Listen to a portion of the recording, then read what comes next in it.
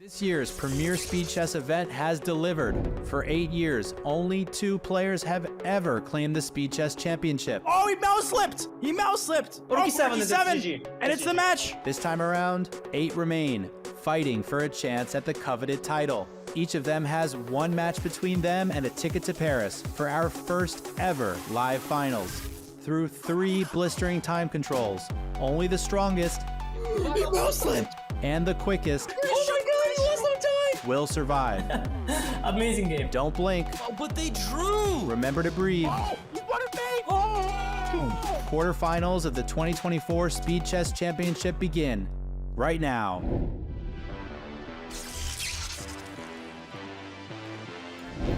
We are back, and it's a new round of the Speed Chess Championship 2024. It's the quarterfinals. I'm Robert Hess. Alongside me is the man who just tied for first place in Title Tuesday, Grandmaster Daniel Naroditsky. Danya, you've had the call for much of the exciting action in the opening round of the SCC. How pumped are you for this matchup between Fabiano Caruana and Alireza Firouzja? Well, it seems today is my lucky day, Robert. Good morning to everybody. First of all, I got lucky on the tie breaks to get second in Title Tuesday, but more importantly, I'm so lucky to be here with the greatest commentator, Robert Hess, covering a much anticipated SCC match. It's been a wild ride so far. None of the matches have been remotely predictable. Every single one of them has been a roller coaster one way or the other. Okay, Magnus versus Min was not a roller coaster. That's a lie, Robert. Well, that was maybe one of those where you go up the top and immediately drop from the highest heights. But we see the bracket. We see what has been and what remains to come. And as you said, in the top left, Magnus Carlsen, he got the job done. That was not a close match, but all the other ones have been quite tight. And if we look in the bottom right, those matchups between Alireza Firouzja and Alexander Grishuk, that was 3 points separating Firouzja from Grishuk. And then Fabiano Caruana, the final score I don't think indicates how close the match was. He got off to a slow start, but when all was said and done, Fabi, he wins by 7 points. And I think 2 matches unexpectedly were largely decided in the bullet segment. The Fabiano Caruana-Serrana, I want to watch Caruana-Serrana match. And of course, Wesley versus Denis Lazovic on the other side of the bracket. Denis Lazovic just moving toe-to-toe with Wesley, and then Wesley turning on, turbocharge mode in bullet and cruising ahead. He faces off against some guy named Hans Niemann. That match is coming your way tomorrow, Robert. But Magnus Carlsen, he also needs to continue taking care of business because it's not a walkover against Arjun Erigaisi, contrary to what some people might think. Oh, no way. Arjun Erigaisi, he has been a star on the rise, and he's just already there at the upper echelons of the chess world. And the matchup that we have in store for everyone today, these players really do not need an introduction, but why don't we introduce them anyway? Because, Danya, when we have Alireza Firouzja against Fabiano Caruana, we have a tale of players where Fabiano, he dominates this head-to-head matchup in classical chess, but this is not classical. This is speed chess. And Danya, as you look at the head-to-head, Alireza Firouzja, the slight favorite on Chess.com. And I think most people, experienced chess fans are thinking of Alireza as the favorite for several reasons. Fabi has struggled in the SCC. I think Alireza is the better bullet player, but their Chess.com head-to-head is very close. And Fabiano showed in that first SCC match that he is tired of what I call the zombie lie. Of him being bad at blitz and bad at bullet. It's like something that was true maybe 5 or 6 years ago that he was underperforming, but it hasn't been true for a long time, and it's time to move past that narrative. I'm expecting a close match, and I'm expecting Fabi to try to make that early push, Robert, in the 5+1 segment. Yes, and Fabiano Caruana today, he better be...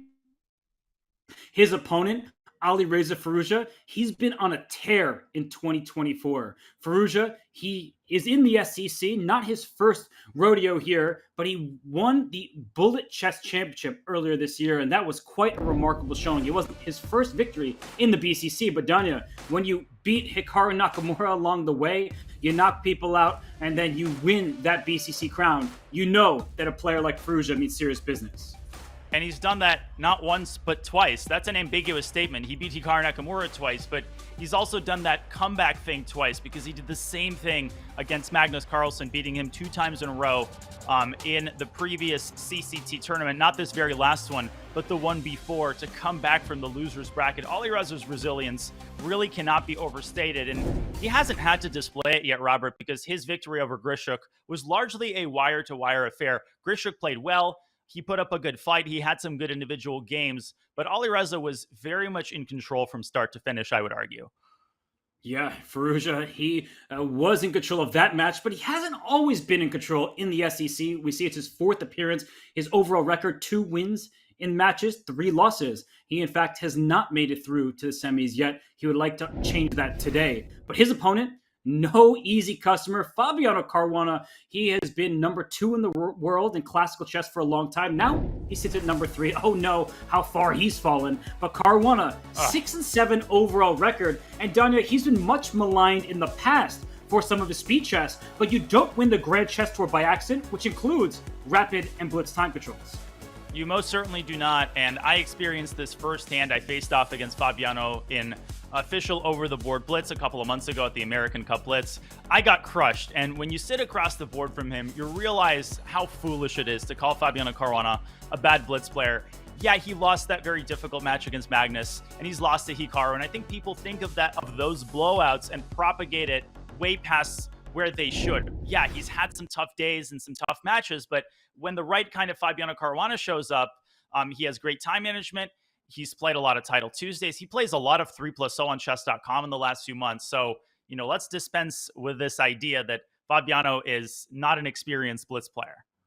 He certainly is experienced, and his bullet was what separated him from Alexei Serrano. That was surprising because if he can show that kind of form today, he will have a good shot. Let's look at Caruana's past in this round of the Speed Chess Championship because it hasn't been glorious. You see that he has not been able to pass the quarterfinals. He lost to Hikaru last year. 2 years ago, it was Magnus. The year before that, Wesley So. And then way back when in 2017 and 2016, it was Hikaru and MVL. So Fabiano, Donna, he has not been able to make it past the quarterfinals. Will this change this year? Well, listen, the consolation is that 2016 is the year that Napoleon Bonaparte was banished to St. Helena. So, that was a different universe. We were commentating off of like a Toshiba, compact 2000 laptop with a potato for a camera. So Fabiano has definitely improved his stability, his speed, and his consistency in recent years. But the fact that he has gotten blown out time and time again, particularly in this round, let's hope it doesn't get to his head. And something tells me that it won't. Once again, I think very, very important for Fabi to get off to a good start in that first half of the 5+1 segment, which will last 75 total minutes. And Fabiano, he does his research, not just with preparation. He watches old matches. He actually watches pretty much everything that's out there. And with Smarter Chess, weighs Fabiano's odds differently than I think even Fabiano would imagine, because 46% win probability for Fabiano. I'm just going to say this off the top, Danya. I think that is overemphasizing Fabiano's ratings and maybe his over-the-board play. I actually think this is more 70% in Alireza's favor. What about you? Yeah, I've been playing up Fabi, but, that's first of all because I really like and respect Fabi. But the truth of the matter is that Alireza is a heavy favorite. I think everybody in the room who's thinking rationally believes Alireza is the favorite. And in order to turn the narrative on its head, Fabiano needs to overperform in all of the sections. I agree with you. I think Smarter Chess maybe has this a little bit too close. But we'll see how it goes. Alireza, he can get a little bit sloppy sometimes, Robert. And I think for Fabiano to score this upset, he needs to take advantage of virtually every one mover, every direct tactical opportunity that Alireza gives him across the 3 segments. And I think Fabi needs to get off to a hot start, because when Alireza Firouzja finds his form, watch out. He gets going. But he's also tiltable. We've seen that in over-the-board chess and the candidates. Of course, in blitz chess, it happens to everybody. So for Fabiano and Alireza, I think the key to this match is the start, because you do not want to trail against either of these players as we enter the 5-minute plus 1 second increment time control. Well, let's raise a glass to these 2 competitors as they kick off yet another exciting day of the Speed Chess Championship. And here we go. The gong has sounded. The jet is on the runway. We have taken off. It is official, and Alireza has the white pieces in game one, to the surprise of exactly no one, Robert, a Ruy Lopez. I think every SCC match has started with a Ruy Lopez.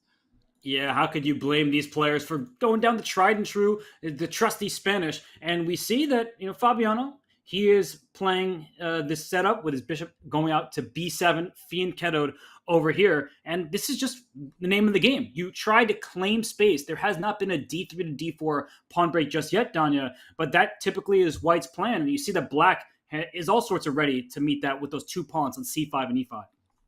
Traditionally, any setup that involved the move d2 to d3 was always considered a sideline, but I think in recent years, the line between the sidelines and the main lines has gotten blurred. I would argue that d3 setups almost became more popular, and people started putting their minor pieces all over the place. Suddenly, the white bishop, it would land on d2, and now it's being put on e3, whereas earlier that night, that square solely belonged to a knight.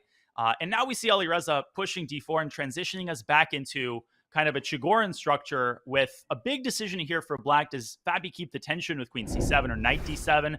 Does he exchange once? Does he exchange twice? Robert, I'm asking a heck of a lot of questions this afternoon, and I don't have any answers. I'll try my best. And Fabi does take once. Will he take twice is the question. And this is what I was going to recommend. It seems like a bad decision. Your d6 pawn is isolated. That can become a potential target. But look at black's pieces, especially after this bishop f8 move. All of them are eyeing the center, and in particular, the e4 pawn. So how do you protect that pawn? Do you really want to move f2 to f3? Your dark squares become extremely weak. Your bishop on e3 loses defender. And that's why Alireza ignores the e4 pawn altogether and tries to chisel at that potentially overextended b pawn. But Danya, I have to say, black setup, it looks very healthy. You're saying push to b4. Fabi says, let me remove another guard of that e4 pawn. I think that Fabi's done very well out of the opening. Yeah, he took his time. He made a very wise decision there. And he's not just trying to liquidate, as you've just so expertly illustrated. He's playing for the advantage. And after the exchange on c4, it's very probably that Alireza will just drop this pawn, Robert. Another important detail there was f3 could always be met with the d5, and the bishop on e3 would hang if the e-file opened up. So Alireza tries to solve his problems tactically, just adding another layer of tension, pinning the knight. And Fabi has to watch out, because at the end of all the exchanges, he could end up losing the b5 pawn. What a tense position in this first game. Yeah, now there's this pin on the knight on f6. It's quite annoying to deal with, because the black queen would love to scurry on over to the queen side, maybe queen b6 in the air, but not now. Your kingside pawn structure will be shattered. So for black, many questions, including g7 to g5. I would be too afraid to make that move. But Danya, we know in many of these types of positions, g5 is actually backed by the engine. I couldn't touch that move. I mean, it just is way too scary to open up the black king. Yeah, but it's not your pieces or my pieces, it's Fabiano Caruana's pieces. So I wouldn't hesitate for even 1 second to play g7, g5 if I'm handling Fabiano's pieces, which in fact I am. See, I can actually just play this move for him. But I think he might have been a little worried maybe about a sacrifice on g5. So that ship has sailed. He's chosen a different track. B takes a4 is on the board. And I can understand that decision. f3 by Mr. Firouzja, and d5, Robert, is still very much on the table, even though it doesn't come with the same effect. Obviously, there's no longer a bishop on e3, and you have to watch out for bishop takes a4 with tempo, and suddenly that rook is a little bit uncomfortable because, well, rook e7 runs into bishop takes f6, which would be very nasty. So you're saying we could get some forcing lines. I love the look of pawn to d5. White does have some weak dark squares. That bishop on f8, sitting passively. Let's get that into the game. So Fabiano takes your advice. He goes for it. Bishop takes a4. Can be met by rook all the way up to e5. And I know you didn't give that exclamation point, Danya. It suggests that that was the only move to keep the balance. Wow, my mind was elsewhere. I was looking at knight takes e4, which is definitely unsound 100% of the time. But rook e5 is on the board, and Fabi says that rook is chilling. Now, it can be attacked several different ways. f4 is bad. It just drops the e4 pawn, and the rook lives to fight another day. You can put a queen on f4, but that looks awkward as well. I mean, you're walking into some g5 ideas, of course, after protecting the rook. I would never blunder a rook during commentary. You know that, right? That has never happened once. What else comes to mind?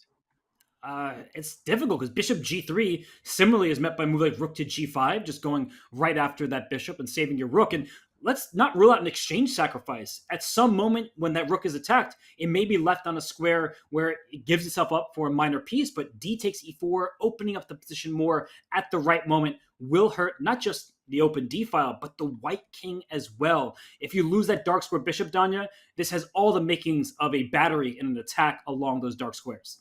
Well, it's been a while since we've commentated together, but you're still reading my mind. If we could pull up an analysis board really quickly, I think this is an instructive line to show. As queen f4 happens on the board, we might still get an exchange sacrifice, but bishop g3 was a very important tactical line. Rook g5, bishop f4, and you're absolutely right, Robert. D takes e4 is not just a sound exchange sacrifice, but in this position, white is crumbling with the bishop coming to c5. We don't have time to explore this position further, but it's very clear why Alireza stayed away. Instead, queen f4 has happened, threatening, apart from the rook, maybe positionally bishop takes f6, although if black can recapture with the queen and trigger a queen exchange, very importantly, the ruined kingside structure is far less weighty of a factor in the endgame than it is in a middle game. I'm with you, though. I do like this decision from Firouzja because he's putting pressure in a long-term way that black needs to deal with these double isolated f-pawns and isolated h-pawn. So even though the engine may suggest it's just equal, not a big deal, some of those endgames could be difficult to hold. But on the flip side, Danya, and I think this is what you'd agree with, that black will get the bishop pair. It's an open board. Those weak dark squares, even without queens on the board, they can still be vulnerable and there can still be an attack against the enemy king. So both sides, I would say, have their chances at this point. I am getting a little concerned about Fabiano's clock. Yeah, I mean, in the 5+1, you might think that you have oodles of time. The clock never becomes an issue, but it becomes an issue much faster than you might realize. As Fabi close to dropping now to a minute, we saw Alireza using the clock so effectively against Alexander Grischuk. Now, bishop d6 is sort of my instinct, and maybe Fabi's not worried about bishop takes f6. Something tells me he might be worried about knight f5, and in that position, I've been trying to find a way to trap the queen. I think black maybe has rook takes f5, and then even some bizarre idea like bishop c8 has to be considered. Things get totally wild there. I think it might work out for black, but something tells me that might be what Fabiano is trying to puzzle out here. He's down to 45 seconds, though. He's got to make a decision. Yeah, perfect. The enemy of the good, especially when you are in time trouble. It was g5. So queen takes e5. Does he want some kind of bishop d6? But same idea. It does snake out, doesn't it? How? Queen f5, bishop c8, knight c6, queen b6, bishop f2. Oh, bishop f2 at the end. That is a nasty one. And you can see that Fabiano has just noticed this. He does not look happy with what has just transpired, and he tricked himself. He went for tactics in a position that was uncomfortable, admittedly, but now he's just completely lost.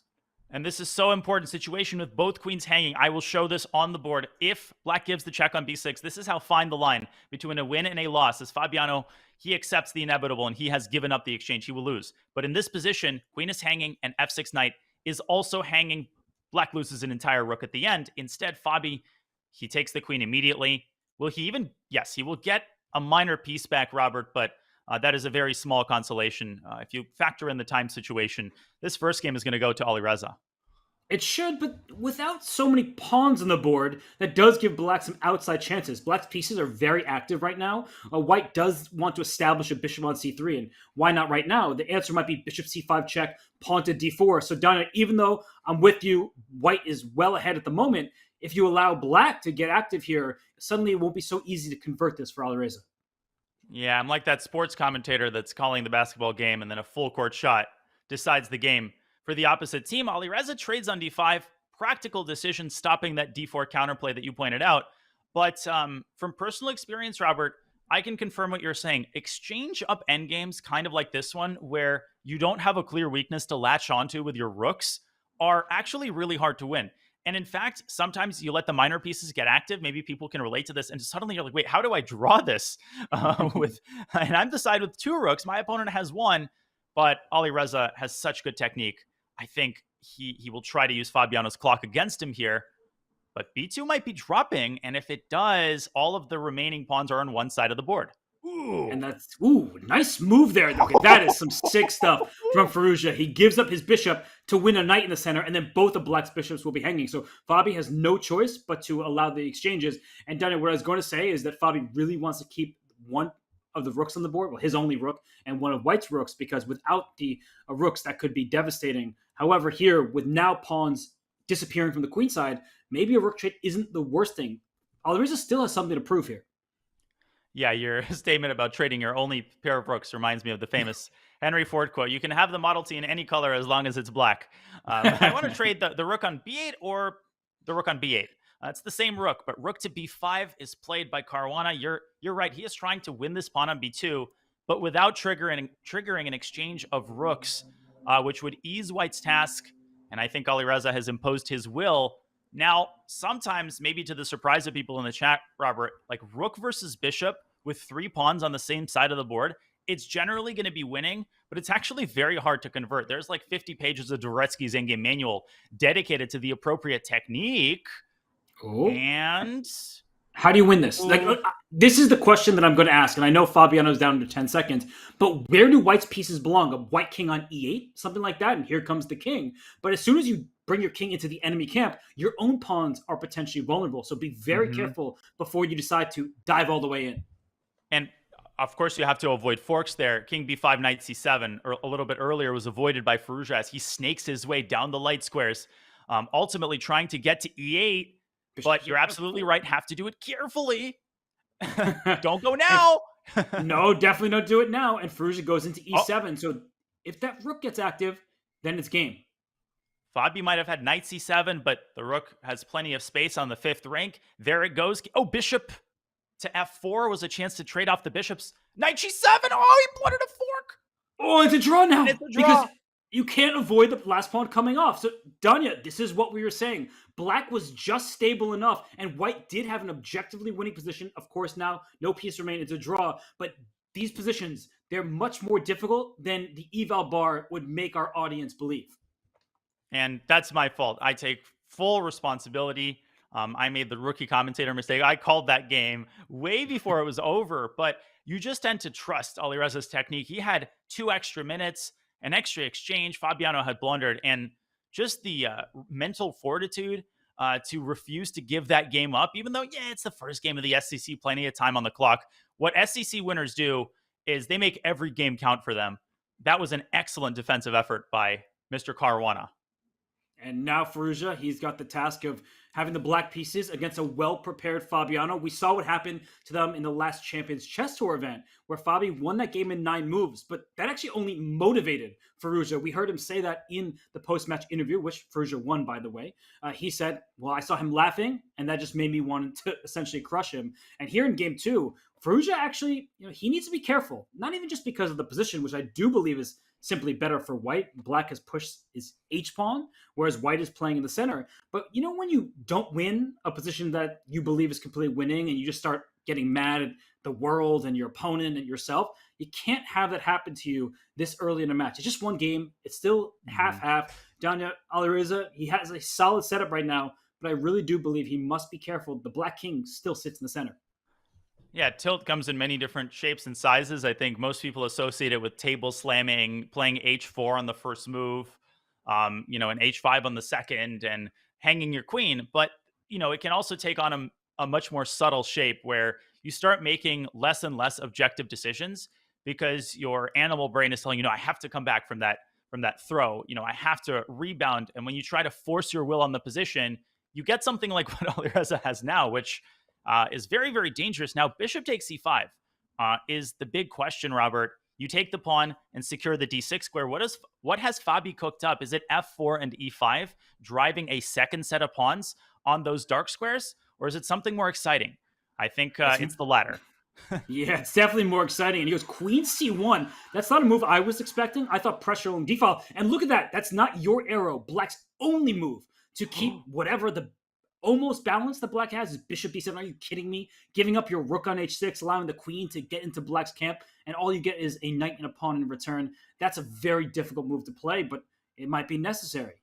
And I have to show why. The reason why isn't as tactical as people might think. It's actually rather positional. What happens as we pull up an analysis board here, if Black just slides the rook back to h8, you see the eval bar sliding all the way up, and it's because of this move, queen to c5. That is not a maneuver you get to carry out every day, Robert. Queen d1 to c5, hitting the bishop. Bishop has to stay on this diagonal, otherwise there's a fork.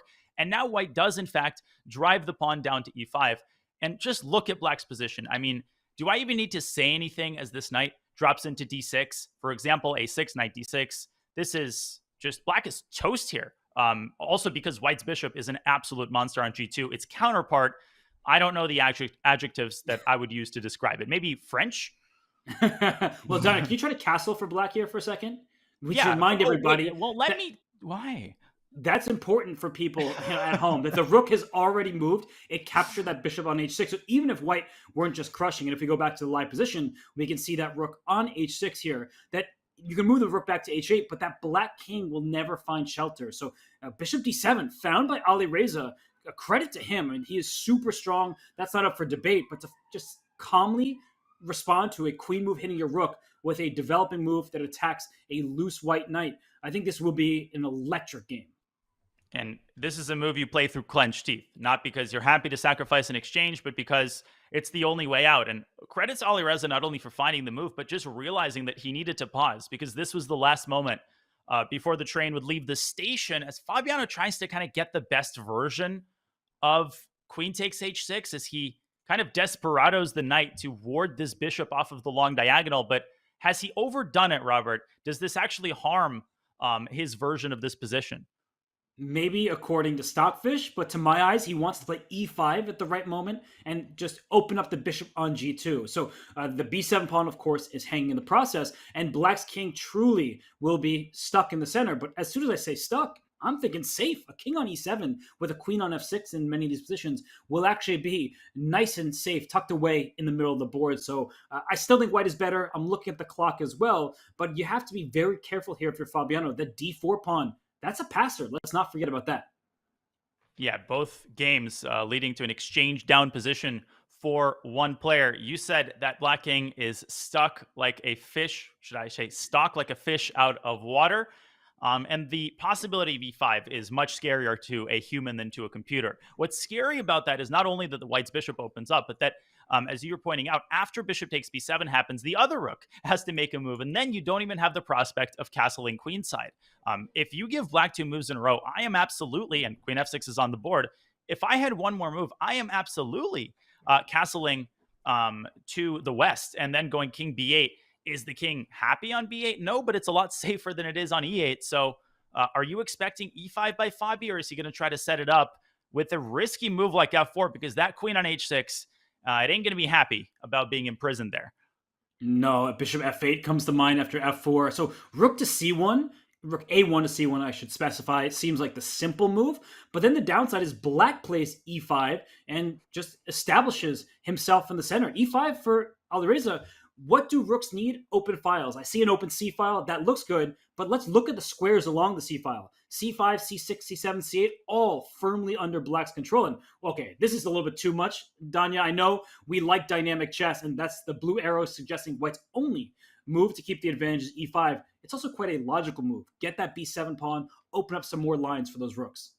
And G5 just seems to burn unnecessary bridges. I pointed out that the queen side is the only safe place, relatively safe place for black's king to go. Well, that changed after Fabi evacuated his queen. Now, the black king did have a path, a direct path to the G8 square, kind of canceling by hand. Now, you're kind of eliminating that possibility altogether. The king would no longer be safe on a square like F8 or G8 because white could blast open the king side at the right moment with F4. I am actually tempted by F2, F4 in this position, but we see the blue arrow. And between the orange arrow of the commentator and the blue arrow of the Silicon friend, I think I know who to trust. I trust Fabiano. Yeah, Fabiano plays E5. And what's fascinating to me, Danya, he didn't take on B7 right away. So was he looking at some other move? I guess so. But he just takes, snaps the bishop right back. And now rook C1 has bishop C6 attached to it in some positions. Because a swap of those light square bishops will allow white to infiltrate the position. Double rooks take over key squares. And for Alireza, yeah, you could play pawn to H4. But what attack? You and what army? I see nothing there in the future for Alireza, especially considering his king now doesn't seem as safe in the center as it once could have. And now the shoe is on the other foot in terms of the time situation. It's Alireza who drops below a minute. Much has been made of his ability with only a couple seconds on the clock. We all remember that absolutely epic comeback to win his CCT match against Jan Nepomniachtchi.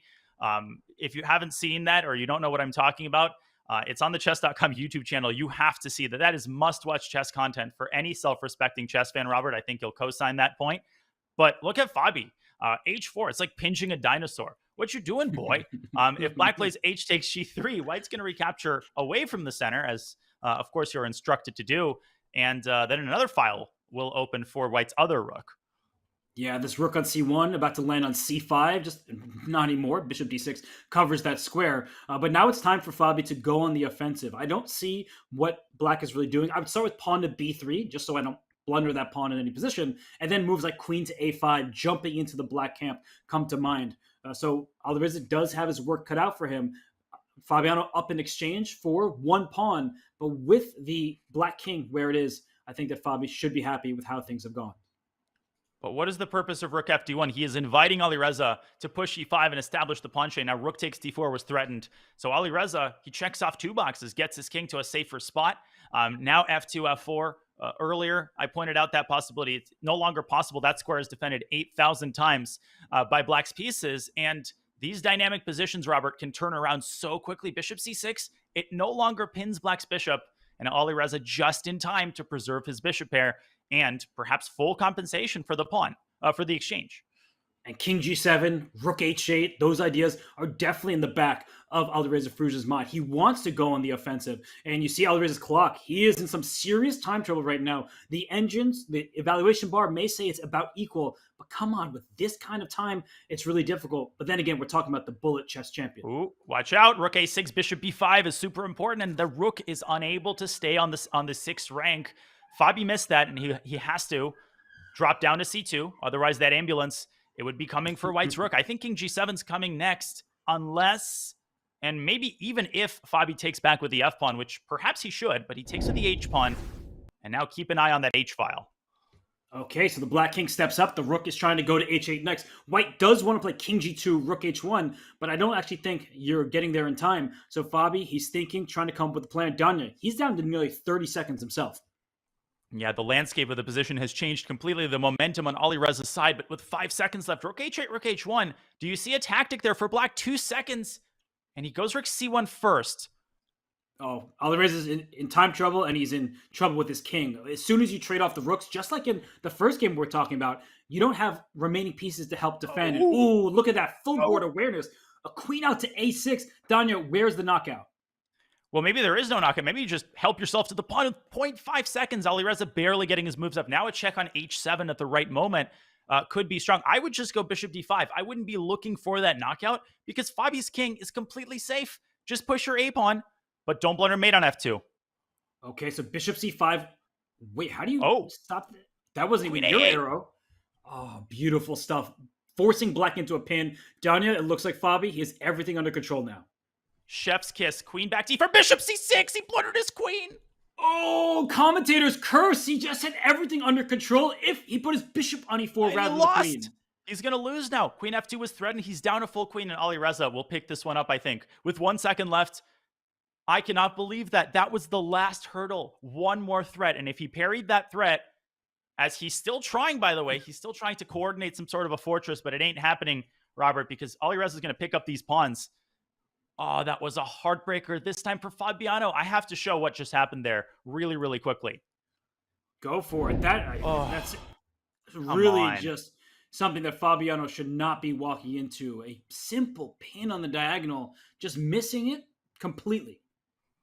With 14 seconds left, bishop d7, I mean, you got to realize black's heading for c6. Fabiano wasn't born yesterday. And a simple move like bishop e4 would trigger resignation. That's it. Alireza's tied up, out of threats, and the a-pawn decides the game. Instead, Fabiano just tunnel visioned, right? It's like he pre-moved queen e4 in his mind, and after bishop c6, queen h7, checkmate. Nope. Pin piece. That king on g2 is the bane of white's existence, and Alireza, he gets lucky there. He can count his lucky stars, and now it's Fabiano who has to deal with the psychological pressure of avoiding tilt after a heartbreak like that. On one hand, I was going to say that Alireza deserved, more points from the first game than just half. But then again, I think that win in game 2 that was up for grabs was easier than it was in the first game when both players were in time trouble. So Fabiano, he's going to be kicking himself, but he gets back into the Spanish, Danya. It's locked up right now. White putting pressure on the b5 pawn. Is it as simple as queen d7 protecting b5, or would you be tempted to push the b pawn but cede control of the light squares? Well, I'm always tempted to push the pawn in such cases, and then I end up giving all the light squares away, and Alireza Firouzja delivers the crushing blow on like move 23, and that's why it's Fabiano Caruana sitting in the chair, sitting in the player's chair here. Bishop to g5, Alireza playing on both sides of the board, and in the previous Ruy Lopez game, he put his bishop on e3, Robert, and pushed d4. I don't think that that's happening here because Black has his eyes trained on the e4 pawn. So I think Alireza is going to keep his pawn on d3 and maybe try to circle around with his, nope, never mind. Again, that bishop sits on e3, but I'm a little bit surprised that he didn't reserve that square for the knight.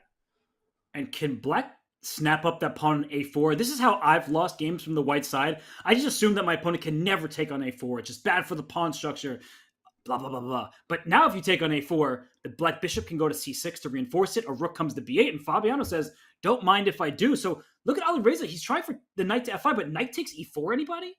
Oh, I didn't see that out with knight g6 there. Another exchange sack? I mean, maybe you can just drop the knight back in that case. I honestly didn't see knight g6, so I'm glad that you pointed out that there's an exchange sacrifice. I just thought that, a pawn was up for grabs. So Alireza, he was not born yesterday. d5 played instead. Black still in good control, but now the pawn structure feels looser. So Danya, what do you make of this current position? Well, first of all, let's not use the phrase, he was not born yesterday when we commentate Faustino Oro's first SCC match in like 2 years, because actually I'm pretty sure he was. Now, you can see the EVA bar, it's skeptical of Alireza's play. Clearly, it smells a little bit, and it doesn't smell of lilac and roses. I think the key move to evaluate there was d takes e4, but Fabiano probably understandably scared of reopening this light squared bishop. But as a result, he played this very, very defensive move, rook f8, and Alireza just lit the board on fire with f4.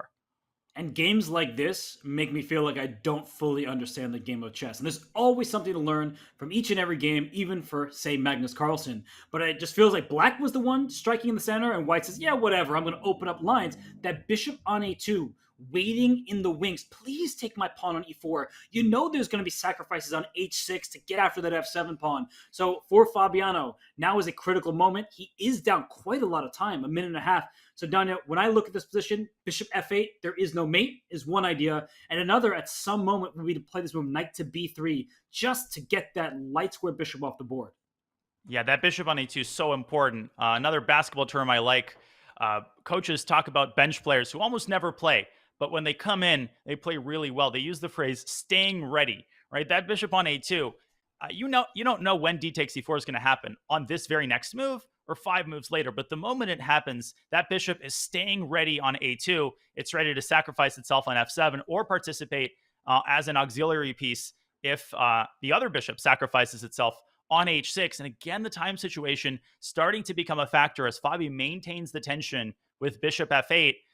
My bullet brawl brain, BBB, not the Better Business Bureau, is thinking about an immediate sack on h6, but that's precisely why Fabi dropped his bishop back to f8. Robert, now d takes e4 is, I think, a very serious threat.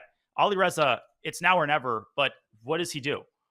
Well, I thought you were a big baller brand, and you made my head just go into a place it didn't want to. But e5, queen takes f5, I think, is the drawback. And so bishop g3, but now d takes e4, as you're suggesting. It still seems like Black should be in control here. But as you're, again, you got everything covered, Danya. I was about to say that d e4, knight h6 check, it's a free-for-all. I don't like rook e6 because now e5 seems to be a much more appealing move than it was previously. I think the critical line was d takes e4, and you pointed this out a long time ago, knight to b3. Speaking of staying ready, that knight is a little more ready than White's bishop. Fabiano, he allows this pawn to creep forward, sending the knight back and clearing the path for White's queen. One important detail here, Robert, queen g4 threatens knight takes h6 check. That is a devastating threat, and Fabi has to burn another tempo. That knight can also jump to d6, and suddenly, at least practically, it feels like White has the initiative. Well, White, being Alireza Firouzja, has the lead in the match, and yet we see underneath the board here that the fans, they've made their feelings known. They think Fabiano is going to win. That is speaking from the heart for sure, because Alireza is the favorite on paper even before the match started. He currently has a lead, and now he might have an attack if Fabi's not careful. So keep getting involved. Let us know your thoughts. I see another percent in Alireza's favor there. So we do want to hear what you have to say. But Danya, as I look, I think that White's pieces have a nice say of what's happening here. Although rook g6, that was a sneaky bishop c6 move, Danya, because knight takes h6 check was in the air a move ago, but that's why the bishop came to c6, not even to protect a4, but to protect that queen that was loose on d7. You read my mind once again. I mean, he was not just trying to overprotect this pawn. Now, not to laugh this pawn out of the building, it's an important pawn on a4, very important pawn that secures the b3 square for Black's knight. That move might be coming next, but the main idea is to take the sting out of knight takes h6 check. Now the queen has to drop back. Where does it go? If it goes up to h5, I think you might be walking into some nasty fork action. Also, I don't think it's out of the question that Fabi's the one who opens up the diagonal with d5, d4, because now this move is a lot more double-edged than it previously was. My choice would be knight b3 here, especially given the time situation. But then the white rook comes into f1. White's attack is not over. Yeah, rook f1. It looks like the f7 pawn is tender. Maybe Black will go knight to g5 just to activate that piece and also create some tactical ideas. And Fabi plays that quickly. If that knight were to move from f5, knight takes h3 could be in the air. I see you pointing out bishop b1. That's a really clever idea. And it's just saying not all of my pieces are in the battle. Let's bring that bishop back. The knight on a3, by the way, that could also use some rerouting, but where to? So I like bishop b1. It's a very sensible idea. And for Black, I guess you got to activate that rook from a8, swing it on over to e8, and hope that you have everything covered. And d4 definitely in play now, especially in response to bishop b1. That hapless bishop, it's been staying ready all this time, but it might be ready to submit its resignation from this game if Black plays the move d4. It's shut down this way and that way, and it's so hard to get a grasp on who actually has the momentum in this position. I think this game will be decided by the first player to make a big tactical blunder. Something tells me, as the blue arrow indicates, h4. Why is that so strong? Is it because the f7 pawn is then a lot more attackable after the knight jumps out of the way? Well, he found h4, so credit to Firouzja. I think it's one of those mistakes, and I'm putting that in air quotes, at least in my mind, that's not actually that easy to see all the way through. Yes, f7 becomes a vulnerable point, but even here, knight d6 feels rushed. The g3 bishop is hanging in like every single position. Ugh. So you do have to be careful before you move that knight from f5. So if that's the case, as you were just pointing out, king h2, maybe bishop h2, but Black will have some counter ideas with d4 and that bishop on c6, rook on g6. They're teaming up quite nicely against the white king. And king h2 played, that is the most Russian schoolboy move of all time. You know, Rome is burning and you're just overprotecting your bishop, preparing knight d6. It's actually kind of a genius concept. And if I'm Fabi, my instinct here is to go d4. The positional drawback is that you might be letting the a3 knight, forgot about that piece, yeah, so did I, but you might be letting it back into the game. Knight d6, Robert, is Alireza's idea very clearly. In response, Fabi could take on d6 and maybe take on g3. The exchange sack has been the theme of this match so far. He does play d4, and I think we will see a knight landing on c4 in an instant. And there it is, and he takes on c3, so d3 is loose. I understand that the engine says white is winning, but there may be a narrow path. So I'm actually not completely... Come on. Knight back? Is the Black queen going to get trapped in some line? Well, bishop b1 actually becomes a devastating threat, as does rook takes f7. It's a double attack, is knight fe3. But we know how easy retreating knight moves are to find. Just kidding, they're not. Not at all. So that's such a clever move. Both players under 30 seconds. Don't be surprised if instead Alireza brings a knight to d6 rather than e3, because you do want to bring your pieces closer to the enemy king. There's a sick line. Bishop b1, queen takes c4, and then there's this line where white plays knight h6, queen f7, and queen f8, and Black's queen at the end can block on g8. Instead, he starts with knight d6, then he plays bishop b1. Total pandemonium on the board. But you can't now he plays knight h6. Can Black take with the rook? Is everything defended there? Everything is defended. No, not that way. Woo! No, Fabi, you can't do that. Now he just loses. Wait, how many he takes pieces? c6 even. It's only 2 minor pieces for the rook, and I say only, it's usually enough because the black king is so wide open, and the black rook is stuck. Rook f8 will be a checkmate if that black rook ever leaves the last rank, I should say. I mean, there's nothing to calculate here. Just rook f7. Bishop e5 there, I think, might have been winning. He goes rook f7 first. Now he pushes the d-pawn. White is 1 blow away from winning this game. And I think he might do it in pedestrian fashion, but 2 seconds for Firouzja. He puts the other rook on f7. Bishop e8 here. Oh, instead he gives up e6 with 0.1 on the clock. But both sides are in time, so that Mate is g2 threatened. pawn. Oh my goodness, this is turning around. Oh, rook f takes e6 there, I thought. Oh, that didn't defend against mate. What is happening, Danya? Oh, no, mate it won! Oh my. You know, we're not laughing at the players. It's so tense in those moments. And Fabiano, you can see it on his face. He's extremely disappointed. Danya, it's midway point here. It's going to be a break for the players, but there are no breaks. At least no lucky ones for Fabiano Caruana at this stage. I have absolutely no words. We only get that kind of game in the Speed Chess Championship. Again, just to be clear, not laughing at the players at all. They handled that brilliantly up until the very last seconds. But I have no idea what I just saw. I think we need to recap for the folks at home. Robert, I cannot believe that we are halfway through the 5-minute portion. Didn't we just start? We just start, and yet we're still very far from ending, so do not go anywhere. We are going to hop to a quick break, but for those of you out there who are enjoying the channel, please do subscribe, because with a subscription, you can use that Amazon Prime. You can get, things like exclusive new emotes for every event. I see my face there. That's what gave me pause. I wasn't expecting that, Danya. Which of these is your favorite emote? Which of these is my favorite? Everybody knows how many emotes I use in the chat. Gotta go with my favorite co-commentator, Robert Hess, on the left, closely followed by Anish Giri sipping whatever's in that cup. I think I know what's going to be in that cup if Anish Giri sees what happened in that game, Robert. The eval bar might need this break more than we do. Yeah, the break is on. If you want exclusive access to break time content during the show, do subscribe, use your Prime now. But Danya and I, for now, we're going to step aside. We'll be back in just a few minutes here in the Speed Chess Championship.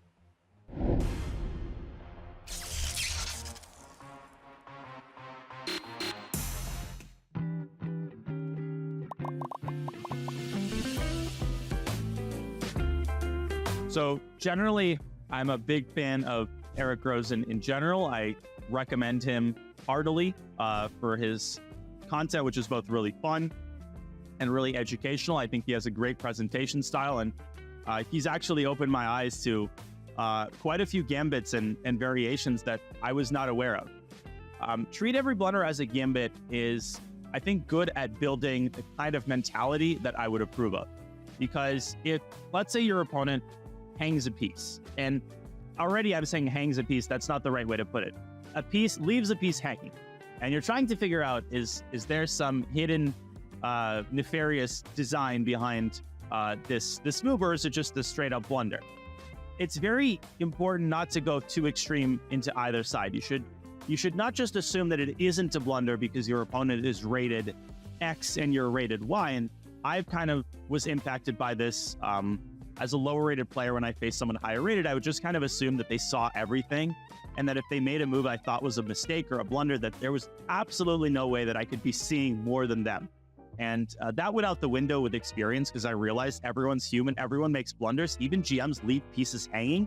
It's not common in longer form OTB chess, but in Blitz and Bullet, you'll see it happen all the time. And when I do it on stream, people are often so surprised, like, oh my God, he hung a rook. Oh no, my rook. But it's actually quite common. I mean, there's nothing about me or any other GM that inherently keeps us away from blundering pieces. So I really like this piece of advice. I think it tells you to treat your opponent's moves with respect.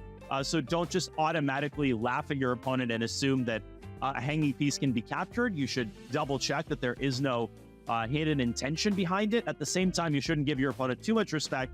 And if you don't see a reason that a piece should not be captured, you should always trust yourself. At the end of the day, if you trust yourself and your opponent ends up fighting you in the you-know-where, listen, then that was a great experience, a great learning experience. And then you can ask yourself, okay, what did I miss, right? What can I pay attention to next time the situation occurs that'll make me a better chess player? That's the great thing about chess, is that no matter what happens, in the end, you do benefit. But this mentality of always double checking and not making automatic moves, even when you get really excited about a potential blunder. I'm all for that mentality, and a big fan of Eric Rosen in general. So definitely a good piece of advice to put into your general toolbox.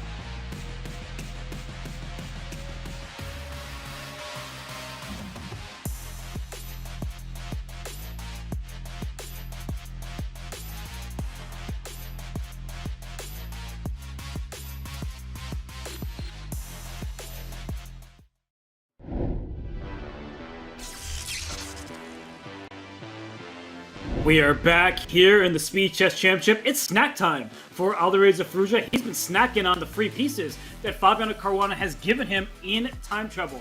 There was a checkmate just now. Currently, Firouzja leads by a score of 2.5 to half. And Danya, it's been kind of anyone's game each and every time. Mistakes galore, but also some great chess. Well, shall we say Alireza is reaping the fruits of his time scramble ability. I think that specifically might be Fabiano's biggest weakness in terms of his bullet/speed play. It's not that he's not fast enough. He's very fast. He's a great blitz and bullet player. But when things get wild and they get down to the last few seconds, that is where I think Alireza has a major superiority. So Fabi, he has to turn this narrative on its head. The deficit right now is only 2. And Fabi has the white pieces. Another unconventional opening setup by Mr. Firouzja. I don't know what to call this, but I've seen this before. Yeah, it's the type of stuff that you play when you don't want to trot down the main lines against someone like Fabi, who's been playing c4 on the first turn. So it's not like he's choosing his tried and trusty e4, best by test, also Fabiano's typical choice. These players, they can play with both hands, as they say. No matter what the first move is, they will have their bases covered. But Danya, knight on c6 here. It's not very typical you see a black knight step in front of a c-pawn in these queen's pawn positions. But what do you make? Is black trying to strike at the right moment? I guess not. The pawns have been traded. Yeah, this is modern chess at its finest, for better or worse. I think more for better than for worse, because this bishop has been reopened and Alireza kind of violating all of the traditional opening principles, but he's making it work. Once this bishop comes out, he's got a lot of pressure on the d4 pawn. And one awkward thing about White's setup, as harmonious as it looks, is that this move e3, you can play it, but it's going to come with a major price tag. The bishop on f4 is going to be shut out, and Alireza could immediately start harassing this bishop with h6. That threatens g5, and because you fianchetto your other bishop, you don't have the traditional retreating square on g3. Robert, suddenly Fabiano has to solve some very specific problems here. It's a point well taken, and just as I was saying, this is an offbeat opening selection. You have to do quite a lot of preparation to avoid your opponent's preparation. So for Firouzja, this is working out perfectly. White's move might have to be like knight to e5 here, but then you accept double pawns in the center. That can be a good thing. Double pawns open files, notably the d file here. And Fabi has just decided to gallop that knight forward. But after these trades here, Danya, do you actually think that White has obtained anything out of the opening? Well, that was a great call by you. Knight e5 is the cleanest way to resolve the pressure. Bishop takes c5. Yes, I think Fabi might have a smidge, just a hair of an edge here. I'm assuming Alireza will trade on e5. It's not a given. He might actually play f6 and preserve his dark squared bishop if he believes he actually plays c6. So he accepts the trade, but tries to do it on his terms. Yeah, black is completely comfortable here. I think the reason Alireza did that, Robert, it might seem counterintuitive because he could have doubled white's pawns. But if this pawn would have landed on e5, Fabi would have had free pressure on the d5 pawn. Now we have kind of a Carlsbad structure, but the piece arrangement here is not what it usually is in a Carlsbad. No, and I look at this position and I think it's very closed. Where are the breaks going to come from? The side that controls the pawn breaks, usually the side with the advantage. One is that Carlsbad idea of b4, a4, pawn to b5, but there's already a black knight on d6. So down here, that doesn't seem all that likely. And on the flip side, don't be surprised when Alireza plays king h8, pawn to g5 at some moment. Just saying, I'm going to open up that side of the board, especially if white's pieces head away. And, well, we've seen a trade. This is clearly good for black. Danya, nothing going right for Fabiano at the moment. There's a knight that's parked on d6, and that bishop on g2, the only bishop on the board, it's completely blunted by black's pawn chain. Man, I feel like someone like Lev Polugayevsky would pay Boku bucks to get a position like this with black. I mean, black's got all of the boxes checked here. He played a5, just like your mama taught you, stopping any sort of minority attack. Not that a minority attack would be meaningful here because black has a vice-like grip on the b5 square. And the knight on d6 ready to plunge into c4. Alireza playing this ultra positionally. He's like, I don't care about checkmating white. He's waging a war of attrition. The queens are off. Now, let's be real. I don't think Fabi should be objectively worse here. But the problem is that Alireza seems to be in the driver's seat here. He has many ways to kind of slowly improve his position. f5 and g5 is on the table. King f6. And eventually, if the h file opens up, you might see some threats being made against white's king. But that's why rook c5 was a smart move, because if you do play g5, at least if you play it too early, the white rook lands on h1, and a black rook can't meet it because that a pawn was loose. So I think that Fabi's actually handling this quite well. And Danya, you're versed in all the chess literature. Endgame Strategy by Mikhail Shereshevsky. This is like the exact position that you see on page 65. It's like, okay, there's not much going on. And here, world-class grandmaster like Alyekin defeats world-class grandmaster like Bogolyubov, and you just see how they play in these types of structures. Okay, I loved everything you said, except I'm quite appalled that you confused page 65. It was actually page 68. And I'm shocked that you haven't reviewed that book in the last couple of weeks. But G5, Rook H1, Shereshevsky reference. I love it. Knight to E4 by Firouzja. And it may seem counterintuitive. Why is he offering the trade of ostensibly a good knight for a bad bishop? Well, he's transforming his advantage. After bishop e4, fe4, I think Robert would have established a target on the f2 in the form of the f2 pawn. Rook to a3 is a pretty intrepid move. b5 would scare me away from that. But concretely, white could then exchange on e4 and redirect the rook back to c3, and suddenly it's black who has the bigger target on c6. Can I just say this move, rook a3, was extremely clever from Fabi. Yeah. The clocks are level. The position, according to the evaluation bar, is also level. But if you look at the dynamics here, white is down a pawn on the queen side, right? You have those A and B pawns. Black has a C pawn there. White is up a pawn in the center. You have an E3 pawn versus a C6 pawn. So that's something to note when we enter a true endgame, especially if some more pieces get traded, that we don't just have a typical balance. And this A4 pawn, it sticks out like a sore thumb because bishop C2 next may induce B5, and then still bishop takes E4, bring the rooks to the C file, and now suddenly it's white with the advantage. Yeah, positional advantages are very mercurial, right? 1 second you have the good knight against the bad bishop.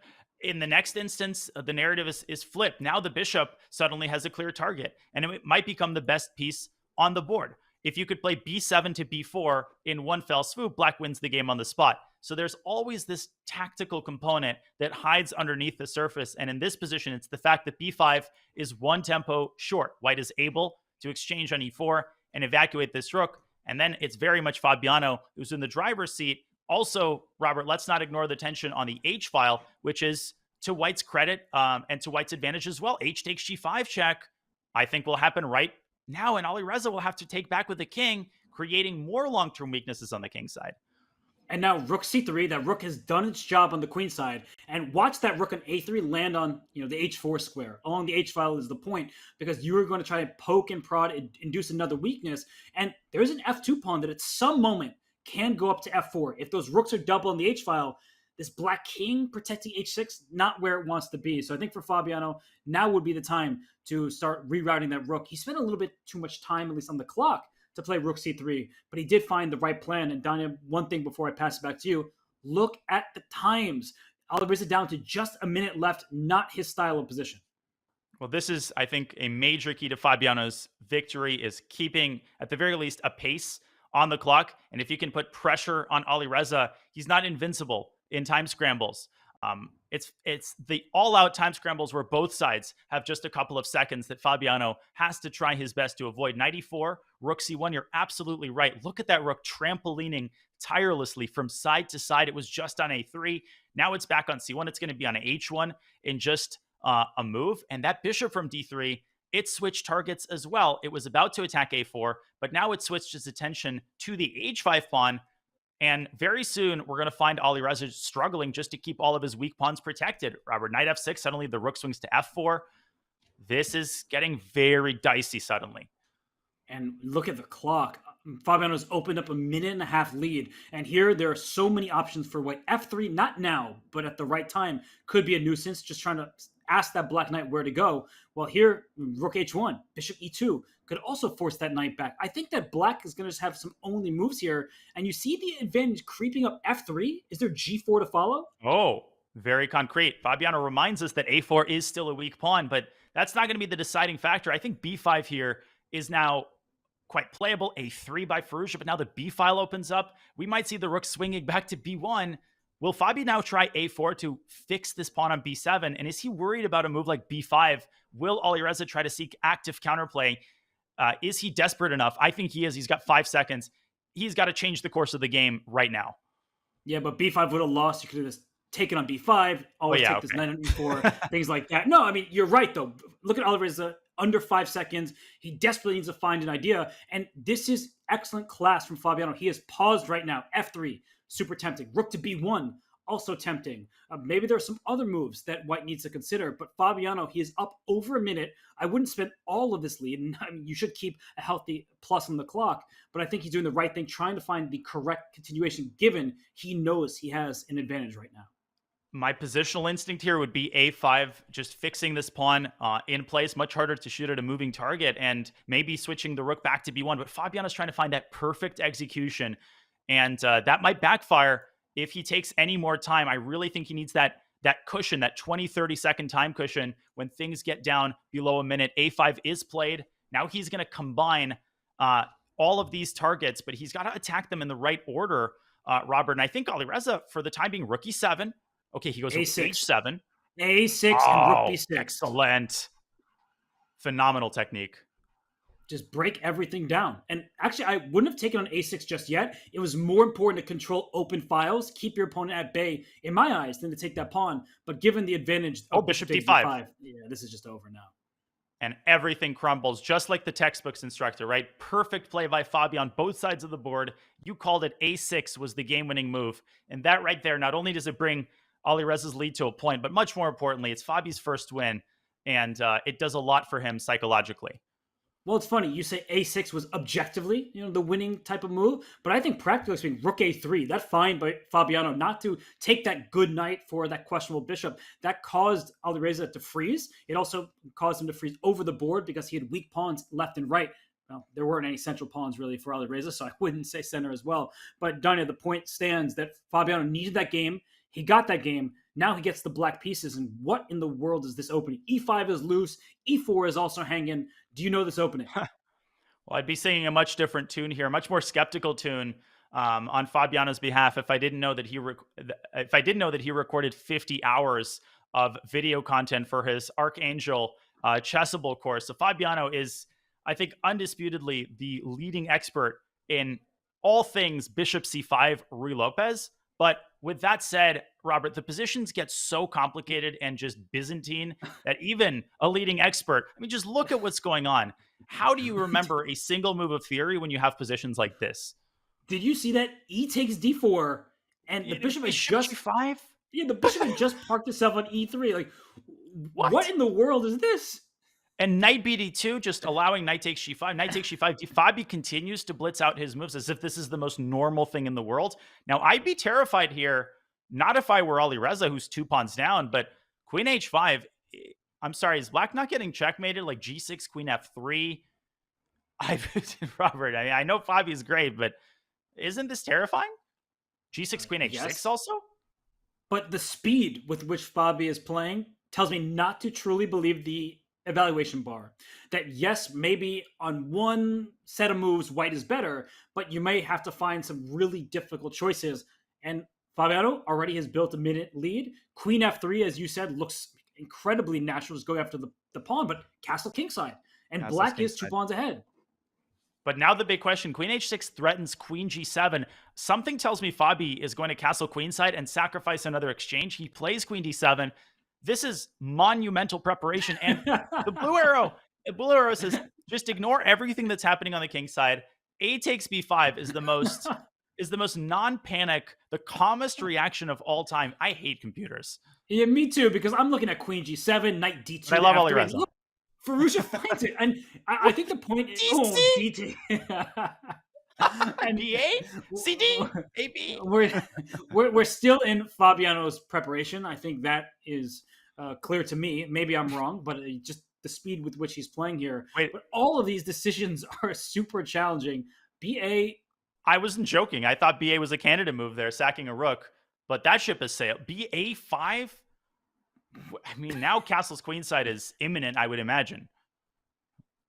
I don't even know what to say right now. I feel like Magnus and Fabiano had a position somewhat like this at some point in their Champions Chess Tour finals match, but this is just nuts. The point of A5, everybody, is that black wants to castle queenside, and pushing pawns in front of the direction your king is going, that does not seem to be the ideal strategy. But the bishop on B6, it serves as the best pawn in the world because it protects A5 in a way that cements that pawn's safety, but also attacks F2. So if you ever think about taking on F7, your Queen G7, capture on F7, you have to really watch out for your king's safety. So I actually love the look of this position from the black side. I would be beyond terrified to have this, but Fabiano, he knows what he's doing.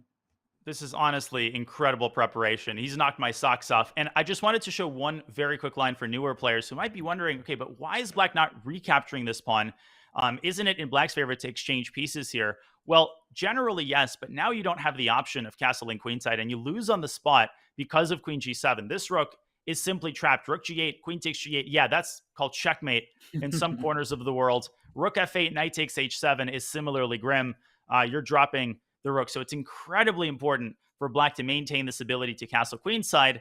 And Alireza with bishop to C2, that is a prophylactic move, ladies and gentlemen. If I understand it correctly, Robert, the reason he didn't go Queen G7 is we have the analysis board up. In this position, black probably has multiple options, but Knight F5 is actually the move that Alireza's retreat is aimed against, because this forces the queen back, and now the rook actually picks up the knight. Before white is even able to capture a rook, bishop C2, long castle, knight. What? Excuse me? That? And it's equal? It's equal there? Wait, knight that can take a pawn on F7 is supposed to go back to F3. Yeah, right. So Alireza makes a very natural move. Knight to B3, attacking the A5 pawn. That's a pawn you want to grab, of course. And if I'm Fabiano, I'm looking at D4 here. The bishop on B6 has looked promising. What about that bishop on B7? Is there like a queen G4 to follow? Is the white king suddenly in danger? Oh, it absolutely is. Knight F5 is, I think, also quite natural, trying to smoke the queen out of H6. You called it. I was about to call you Fabi, and I was about to call Fabi Robert, but knight takes F7 earlier probably would have run into bishop takes F2. Clearly, this is either still in Fabi's file or we've just exited his preparation, which is absolutely mind-boggling. But let me take my hat off to Alireza, who's actually established what I think is a fairly reasonable position. Clearly, black is to be preferred here on the board, and especially on the clock. He's over 2 minutes up. But now that the bishops are shut out, you don't have the option of D5, D4. Is Alireza more or less happy to still be in one piece here? Yeah, and he is only down one little piece. It's a pawn, if I'm counting correctly. 6 pawns Good one. for black to 5 for white. And, I mean, this is a sign that things haven't gone according to plan. Queen H3 check, your only move. I like it. You're just bringing your queen probably to E3, and you control the only fully open file. So while black is a pawn ahead, white controls that all-important E file. I like the look of this suddenly. Those bishops on B6 and B7 shut out, as you called it, Danya. And I think that Alireza can turn this around. I am worried, though, about his time. Yeah, I mean, handling this type of position is hard.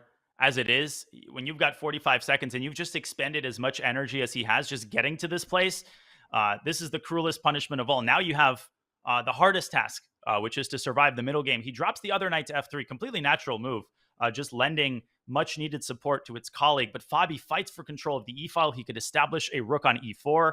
And suddenly, Black's play has turned from ultra tactical to very positional and textbook positional style. A rook to e4, can't take it because the pawn will replace the rook and White's knights will crumble.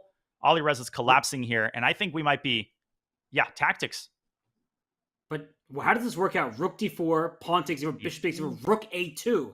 This isn't the clearest exchange sacrifice that I've ever seen. So Fabiano is fortunate. I don't want to say fortunate. He's skilled to have so much time remaining on his clock so he can calculate this. But I don't think rook takes d4 is actually that natural here. There are many complications that arise.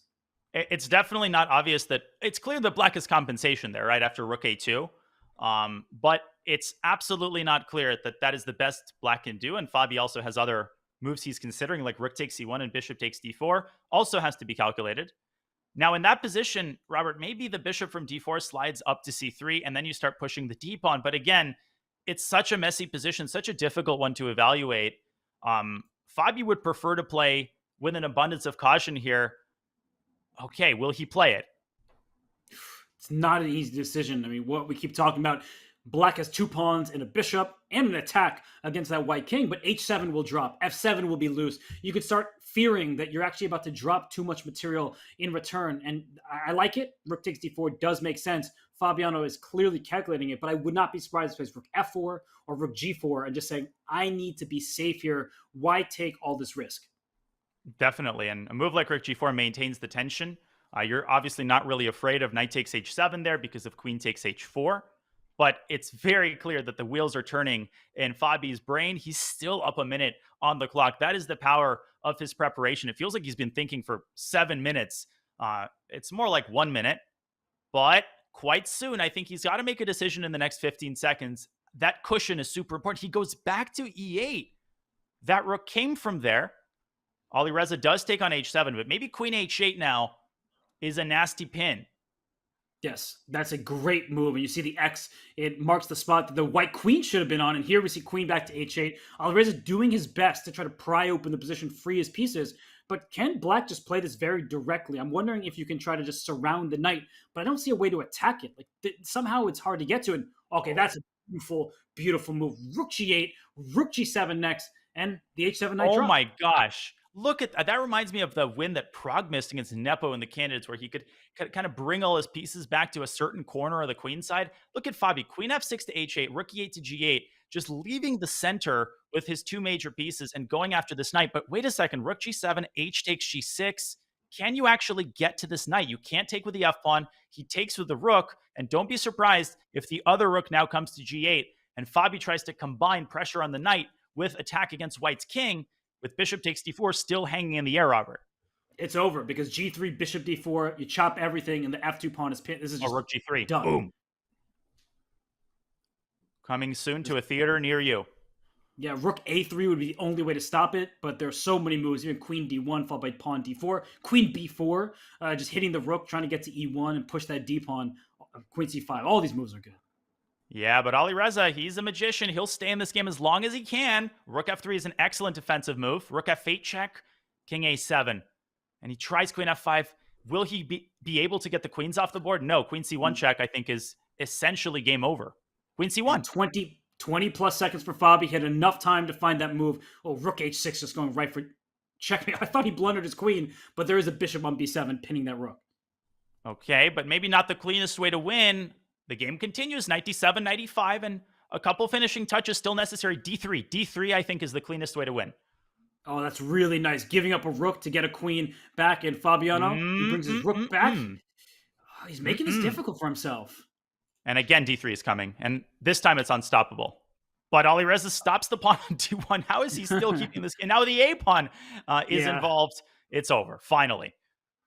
At long last, if you're Fabiano, you get the job done. Rook 8 isn't mate because the king had the b7 square, but even that is something that's easy to miss. And Fabiano wins the game. He evens the match. Danya, that was, I think, Alireza walking into an opening that Fabiano Caruana undeniably is the world's leading expert in. Well, you don't record 50 hours of video content on anything without becoming the world's leading expert on that thing, especially if that thing is the Archangel, Fabiano Caruana. That was I think encyclopedic is an understatement, because show me an encyclopedia that has knowledge that extensive. What a comeback by Fabi as he levels the score, exactly what he needed to do. And now, with the white pieces, a big chance to seize even more momentum in this match. Yeah, I just feel like if I'm Firouzja, I would try to stay away from the Archangel going forward. It seems like Fabiano well too prepared in those lines. But when Fabiano has had the white pieces and he's played these C4 lines, I don't think he's really been able to obtain all of the play that he would like. Even this position, Danya, it's pretty close. White can try to play for D4. Black will simply castle. We have an opening where Black is a bit further along in terms of development, but White has an extra pawn in the center. White has a D pawn. Black has a B pawn. So we do have some imbalances in the early going. Yeah, and the situation in the center is what I would call an undefined structure, because the center is neither open nor closed, and it all depends on several decisions made by both players. I think the biggest decision is whether White will play D3 or the more principled D2, D4. If you play D4, you might be biting off more than you can chew. Black could put a bishop on G4. You could see Alireza preemptively overprotecting that E pawn and maybe preparing E5, E4 himself. He's like, hey, you're not the only one with serious pawn breaks. I think it might be time for Fabi to push E4. But Robert, your point is well taken. It almost feels like White is on the defensive with the white pieces from the very first moves every time that Fabi has played these kind of cagey English setups. Just look at the position. And Black has put all of his pieces on natural squares, castled, connected his rooks. If White castles, bishop h3 will always be in the air. I do like White's control of the light squares. That knight on d2 will hop forward to c4 or e4. But then where? I just feel like Black is extremely solid. I do like this move, queen a4. Watch out for rook takes b7 ideas, followed by bishop takes c6. And the question now I have, Danya, for you, since you are the tactical maestro, can Black start with bishop h3? Because there is no rook b7. I see that far, but is bishop h3 the move that you would play from the Black side? It is, and I think that's just about as far as you need to see, because let me just show for newer players why rook takes b7 is such a devastating threat. Let's say Black plays a random move like h6, just how quickly this game can turn around. Rook takes b7 and the game is over. Black doesn't just lose a pawn. If Black takes on b7, he also drops a piece. And you're like, well, why? Queen c8 defends b7. No, there's another rook on e8, and the bishop will easily evacuate back through c6. So, Robert, definitely my choice would be bishop h3 intuitively. Now, I'm actually curious, will Fabiano castle kingside here? Will he try to preserve his bishop? The downside of a move like bishop f3 is that you can't castle anymore, and you actually might be walking into a positional idea like knight d4, very typical thematic concept. This time it just leads to a trade, and at the end of the trade, Black has a bishop pair and a clear advantage. So bishop h3 is on the board. Good stuff by Alireza Firouzja, and the ball very much in Fabiano's court. This is a big moment. My choice would be just to castle kingside and prioritize the safety of your king, but knight d4, even there is a thing to consider. All these knight d4 ideas are annoying me, and I play this kind of style in Blitz chess, so Danya, bear with me. Bishop takes c6, not out of the question. The point is, you are shattering your opponent's queenside pawn structure, and I know I'm giving my opponent the bishop pair. It's an open position. White's king can't castle. It's not legal to castle through check. But what I am trying to do is just take on c6, trade rooks, play knight c4, and just say that your problems on the queen side are compensation for White in terms of the lack of complete development. But we do instead see a trade on g2. I have to say, not the most exciting position from the White side. Alireza Firouzja, he's done everything you could ask for. He has equalized and maybe even then some. And just to second your point, Robert, Fabiano Caruana is no stranger to these bishop takes c6 or bishop takes c3 ideas. He had a very famous King's Indian game against Polish Grandmaster Radoslav Wojciech, where in a seemingly standard King's Indian position, out of nowhere, he gave up that fianchettoed King's Indian bishop, which 50 years ago would be completely unthinkable. You would be forced to resign by your coach and the tournament organizer for giving up a fianchettoed bishop like that. But sometimes these positional considerations, the pawn structure, are actually more important than maintaining your bishop. And you can patch up your light squared holes with, an arrangement like f3, g4, which we still might see. The position, I think, is a lot closer to equality than to a black advantage. But Alireza likes these kind of cagey situations where he might try to get f5 at the right moment. Of course, when it's legal. Still illegal in North Carolina, but and in chess. But maybe he'll slide his king out of the way or try to get the queen off of this diagonal. Fabi, will he drop back to a2? And is he maybe worried about the possibility of a queen trade when the a3 pawn will start to become more significant? I like queen a2, though, and just keeping that pin. You could play at some moment, consider at least a4, though not yet. We already saw in a previous game how black can scoop up that pawn. So he goes towards the center with queen c2. The a3 pawn cannot be captured very easily because queen a2 then, and there are two pieces along the same file. They actually are in some trouble over there. But as you point out, f5 for black, there's no longer a pin. Get active. Go after the white king. And f5 could be followed with f4 even. And that white king on g2, not the best fianchettoed king that I've ever seen. And maybe Fabi was putting his eggs in the queen a2 check basket. It may look scary, but it's not. And for several reasons, Alireza can intercept with the queen. Now queen a2 check is a huge threat. But I think just h6, unless I'm missing something, you're at a dead end after queen a2, king h8. If you throw in that check on f7, unless you have a clear and compelling follow-up to king h7, that knight is just going to get stranded on f7.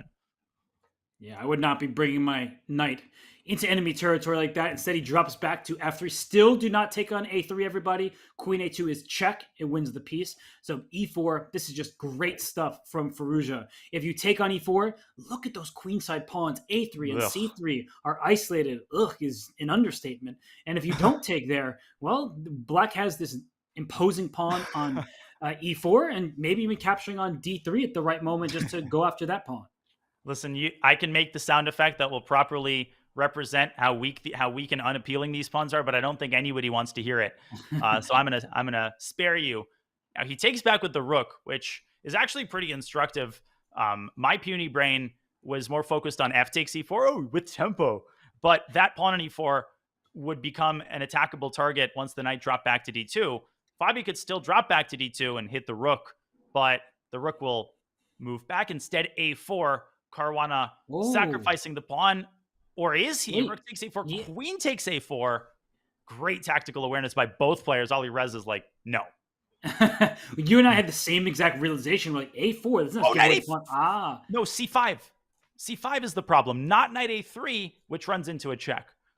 Oh, c5 just traps the bishop. I guess you can say, bishop goes to e3. I'm only going to lose a pawn. No, rook takes e3, and you can't recapture that. This is just a free piece. And look at Fabiano's face. He knows this has gone wrong. He can't believe it. But Donna, he has obtained absolutely nothing with the white pieces. All he's actually obtained is a disadvantage. And so Alireza is just punishing him. And he's not even rushing to take this bishop. That bishop is firmly trapped. He recaptures on b5, and Fabi fell into his own trap there. He's like, well, I saw knight a3, but he forgot about the other source of danger. The bishop, it's perfectly centralized. It's controlling a lot of squares. There's one problem. There's no bishop anymore. No, there is not. It's an extra pawn for white, but an extra bishop for black. And the bad news for Fabi, too much material on the board. The black king is safer than the white king. There's a complete blockade on that d pawn that you would love to push up the board. So sometimes you have compensation for a material deficit. Here, there's absolutely no compensation. The only time I'd be doubting the result of the game is if this was the last round of a Title Tuesday and Hikaru had white. Either there'd be a disconnect by black or, you would find a way to generate chances. And of course, Hikaru will be playing Jan Nepomniachtchi later this week in really an unmissable series of SCC matches. Hans versus Wesley tomorrow. And then, of course, we have Magnus against Arjun Erigaisi. So lots to look forward to, not just in this match, but Alireza, so far so good as he tries to convert this extra piece smoothly. It's definitely not reasonable for Fabi to resign yet. He should try, maybe put a knight on e5, and, that black king, it isn't too comfortable. I usually like Alireza's ambition, but pushing those pawns and leaving your king behind like this, that does seem a bit vulnerable. So queen b1, just going right after the b5 pawn. I mean, rook to b8 is possible, but passive. And actually, black's pieces are struggling to keep each one protected. So queen back to d3 very quickly. I'm looking at the clock, Danya. I know right now Firouzja's well ahead, but if he starts burning 5-6 seconds with every move, suddenly it becomes a time scramble, and Black's king is not as safe as it would like to be. Yeah, this G5 F4 operation, that was unnecessary, and it doesn't ruin anything just yet. But Alireza, he's showing kind of a lack of confidence here, going back and forth. Fabi's not repeating. He's using this opportunity to actually improve his rook, maybe put it on a6, but I still think Alireza has this under control. This pawn is just too weak, Robert. And once it collapses, White's king collapses before you can even say the words White's king. Yeah, and you can take on d4 with the bishop. That rook on e4 just sits there, blocks the diagonal, or take with the rook and just win the game. Yeah, that's just over. And Firouzja, he gets the win, much needed, as he had lost 2 games in a row. And Danya, once more, Firouzja has a lead in this match. Indeed. Just a great game there. Very solid game. Fabi's going to be kicking himself. I think his opening choice is to blame. Maybe the game was ultimately decided by bishop to d4, but it was clear that the situation was in the toilet. They are repeating the Archangel, so all eyes now on Alireza Firouzja. What has he cooked up in his brain between the last game and this game? Maybe he doesn't even know. Yeah, I would not have repeated this line, because you see the match clock on the upper left. We're in the first time control, 5 minute plus 1 second bonus time per move, and we still have 5 minutes left in that time control. There was no break to analyze the line. We do see a change in plan, knight b1 to d2, extremely logical, protecting this e4 pawn, and yet Fabiano, he didn't only look at one variation in the Archangel, he looked at all of them, and that's why he released his course on it. And as we see here, Danya, the knight comes to g6 over to the king side, with the black king looking safe, ready to castle. I think that Fabi has exactly what he wants out of the opening. What's crazy as I look at this position is that we're just a move or two away from a really wild transposition to a line of the Italian that I remember studying for black. And actually, bishop c2 is the way to reach it. Now, if black castles, I think there's a line where white plays knight f5 and black plays d5, or something to that effect. Maybe rook e8, knight g3, d5.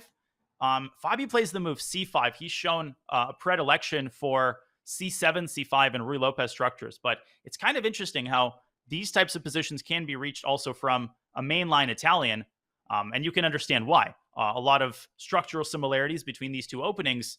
The big question here, once again, I asked this question in game 1. Does Fabi take twice? Does he take once and play a move like rook c8? Does he take once and play d5? Because who doesn't want a pawn cube?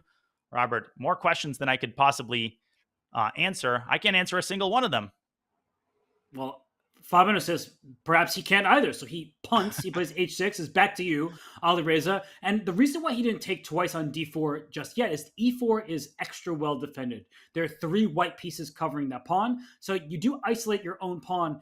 And furthermore, that bishop on c2, it wants an open diagonal. If you ever take on d4 with the e-pawn, there is the possibility that later in the game, white gets the push forward, as you're indicating here. So your highlights are accurate. We see a capture on e5. Of course, black captures back with the pawn here.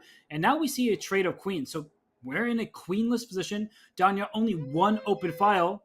Do you really prefer white's position, or do you think that black has good chances to hold? I mean, I think it's equal. I think 0.5 there was an exaggeration, but maybe Fabi could have gotten more out of the opening than a tiny bit of a disadvantage in the endgame. The reason I'm a little bit uncomfortable here if I'm black is because, well, first of all, b2, b4 is, I wouldn't go so far as to call it a threat, but it's maybe a possibility, a nasty possibility. The bishop on b6 is unprotected, and you can't easily get it to a protected square. I mean, you do not want to be playing bishop a7. So we might see Alireza playing either a5 and b4, or maybe take on b5, which he does, and now b4. But Robert, it's not realistic to assume that white has anything super tangible here if Fabi's careful.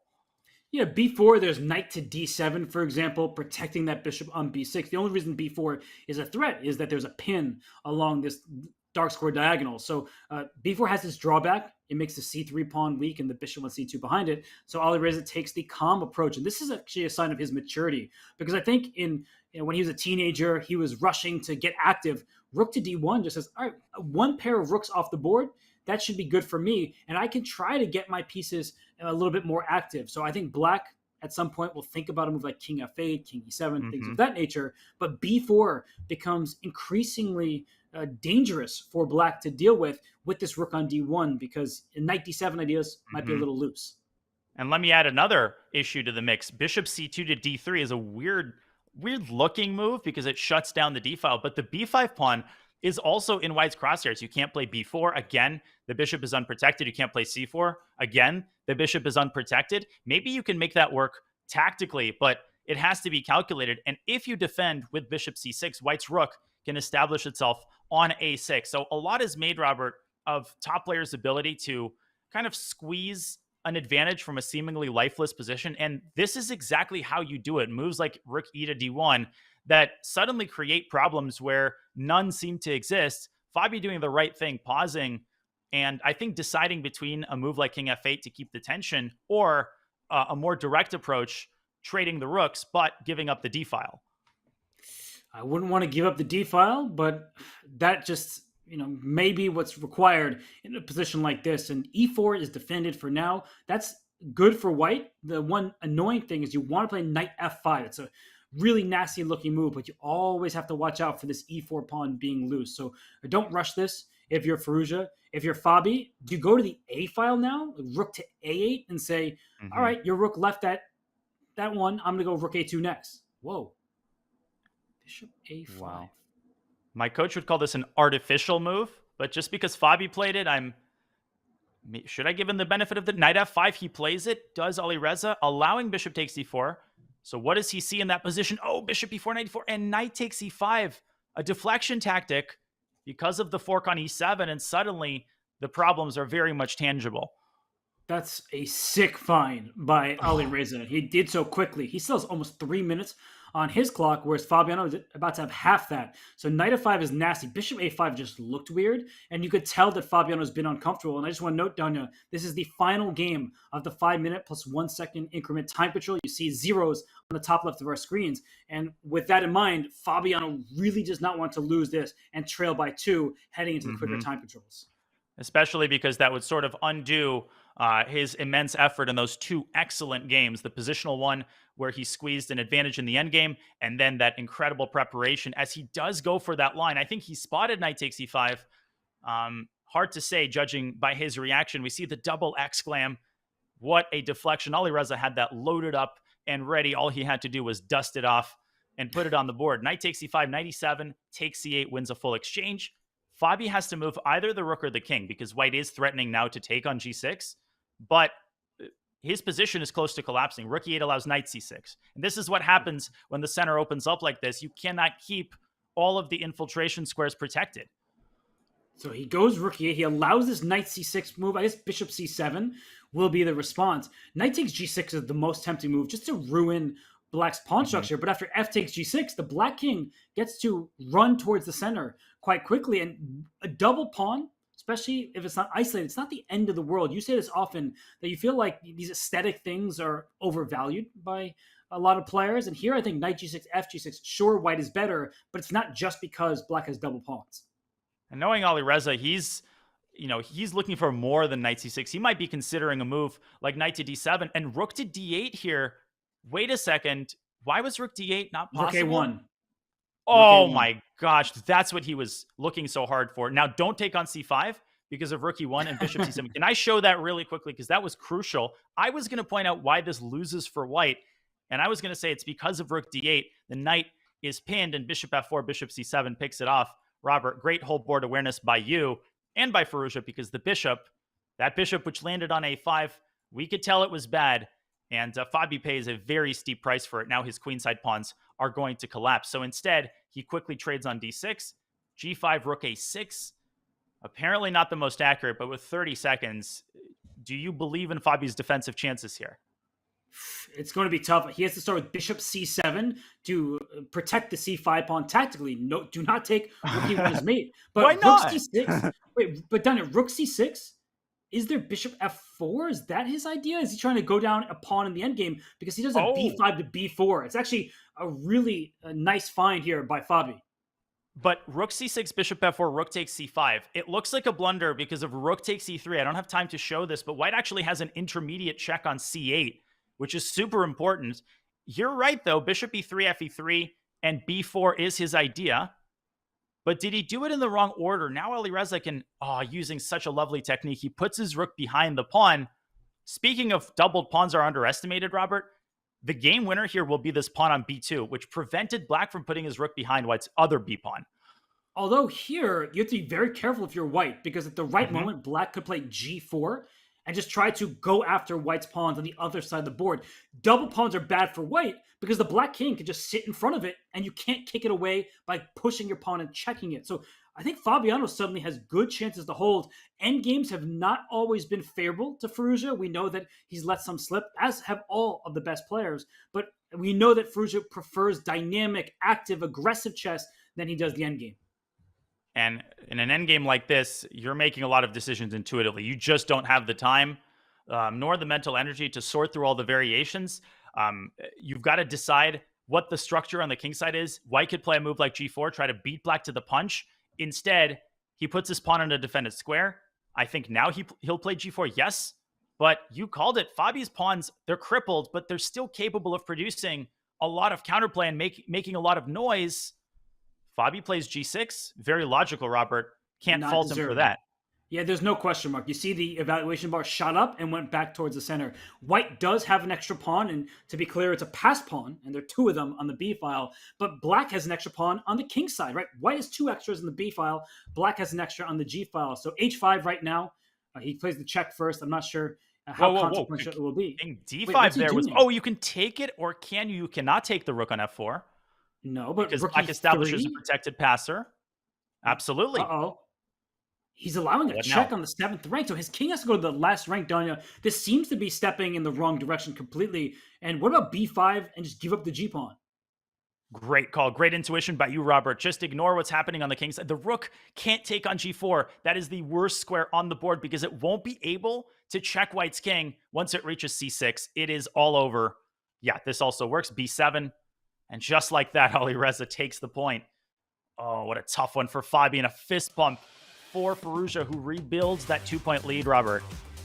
That was a massive W for Firouzja, because now 2 points separate these two worthy competitors. For Fabiano Caruana, he entered the midway point down by 2. He immediately won 2 straight, but Danya, when it counts, Firouzja, he's had the upper hand. Back and forth they have gone, but the ball once again ends up in Fabiano Caruana's court. Firouzja has been sharper tactically. He's been good in the end game. And despite that super impressive Archangel preparation, Alireza saying, I'm going right back into that opening, and I am planting my flag in that position. Well, maybe Alireza has to release a course of his own, because right now he is playing some marvelous chess. And we're going to hop right into the game review, because Danya, there was a very critical moment that was happened in a flurry, both players in time control. Take it away and let us know what your thoughts are. Well, Fabi dedicated 50 hours to the Archangel course video section. I could dedicate 50 hours to this game. Don't worry, I'm not going to do that because we have more SCC action to watch. But this game from early in the match really set the tone. It was an absolutely wild affair, and nothing portended the kind of tactical flurry we saw. It was a pretty standard Ruy Lopez, as we've seen a lot of them in this match. Knight to a3, kind of a unique developing move by Firouzja. Ultimately, the knight intends to circle around, but instead, Firouzja took a slightly more unconventional approach. He put the bishop on e3. Fabi said, thank you for the pawn. And now the fireworks began. Knight h4, Fabi strikes in the center. Firouzja meets him at the top and sets the king side on fire with f4. It looked like Firouzja was quickly about to build up a mating attack, but Fabi says not so fast. He made some very astute defensive moves, such as bishop c6, and once again, the game turned around. He planted a knight on b3 to counteract the potential influence of the bishop, Firouzja getting more pieces to the king side, and once they got into time pressure, all hell broke loose. King h2, d4. It was absolutely wild. Alireza Firouzja was briefly winning, so he could have won this game without all of the fireworks, but he would have to find this impossible retreating move to e3, double attack on f7, and with bishop b1 threatened. Instead, he put the other knight on d6, and he played bishop b1 here. Fabi simply could have recaptured the knight with the rook. Queen f7, king h8 is what Fabi was afraid of, but white doesn't have enough eyes on the f8 square. He is one piece too short. If you had a third rook on the f-file, it would be checkmate. But instead, Fabi, with the last second panics, he plays GH and allows Firouzja to take on G6. The game seems to be over, but yet again, Fabi had another chance. He could have played bishop to E8 in this position, and there's no mate. He picks up the rook on F7, and once again, it would be black in the driver's seat. But Fabi, understandably, is unable to get his bearings in this wild position, and ultimately, there were some more turnarounds, but it was Fabi who made the last blunder. Alireza had the last laugh, and right now, he's got a 2-point lead going into the 3-minute segment. What a wild game, and what an entertaining and high-level 5-minute portion, Robert. We have seen some excellent chess. We've also seen some time scrambles that have gotten out of hand. And we saw in this game, it was Alireza Firouzja who came out on top. The player from France, he wants to make it through to the semifinals because he'll get to play on home turf. Because that's right, everybody. Now we can talk about all of their online prowess. The SCC semis and finals are coming to Paris, France for the first time ever. Experience the Speed Chess Championship in person. You're invited to join the 4 finalists as they compete in person for the crown. All tickets will get you in a room with our live commentary team, including none other than Gotham Chess, myself, and Daniel Naroditsky. And you can level up your ticket tier to unlock the VIP lounge, player meet and greets, and more. Tickets start at €45, so head to go.chess.com/SCC tickets or use the command TICKS in chat to book your seat at the historic finals. Will it be Alireza? Will it be Fabiano? That will be determined after this break with the rest of the Speed Chess Championship match.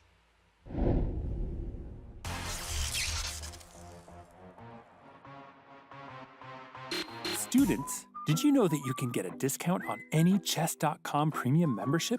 If you're enrolled in a college, university, or high school in a participating country, you can get 50% off any yearly or monthly premium plan, diamond, platinum, or gold. That's unlimited game review, unlimited puzzles, unlimited bots, unlimited lessons, and no ads. All at 50% off. Go to chess.com/students and get your discount today. This summer, Paris, France is set to hold the greatest sports spectacle the world has ever seen. And no, I'm not talking about the Olympics, though that's pretty cool too, I guess. It's the 2024 Speed Chess Championship. In the 2024 Speed Chess Championship, 16 of the world's greatest speed chess superstars take up the gauntlet. Only 4 will make it to Paris. For the first time ever, few are invited into the battleground. Book your ticket now for arena-side viewing, live commentary, immersive pop-up booths, and more. Level up your ticket to gold, platinum, or diamond to unlock special event gift boxes, a VIP lounge, and player meet and greets. Hurry before the clock runs out.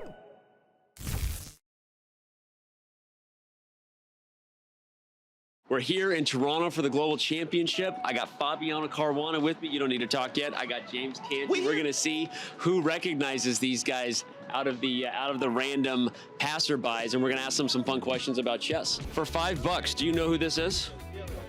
No? Okay. Actor. An actor. Well, you see this guy. Any idea who he is? Somebody very famous. He is. Rabba. This is actually 50 Cent's brother. His name is Daryl. That's right. Goes by 75. You want to play chess? Okay. So what, is he a player or something of chess? He is a chess player. I'm not, but he is. I play on the side. Yeah. I've been taking some coaching lessons from Grandmaster Canty over here recently. Guy over here. Calculation over everything. What's your name again, sir? My name is Jamie. What's your name? I already know it. It's Daniel. Yeah. Daniel Naroditsky. Okay. There it is. Come on. On the attack, baby. On the attack. If he wins, I know the guys at Chess.com. We'll get him a diamond membership. Okay. Do you know what that is? Yes. Okay. Is that something you want? Yes. Yeah? Okay. Look at you. Is this a London? Yo, we got a pro here with the London. Full on London. How'd it go? I won. You won. Okay. That's great. Hey, good game. All right. I should have said youtube.com/CSQpod. What is the URL? Just YouTube? I actually don't remember. Okay. Look at the pod.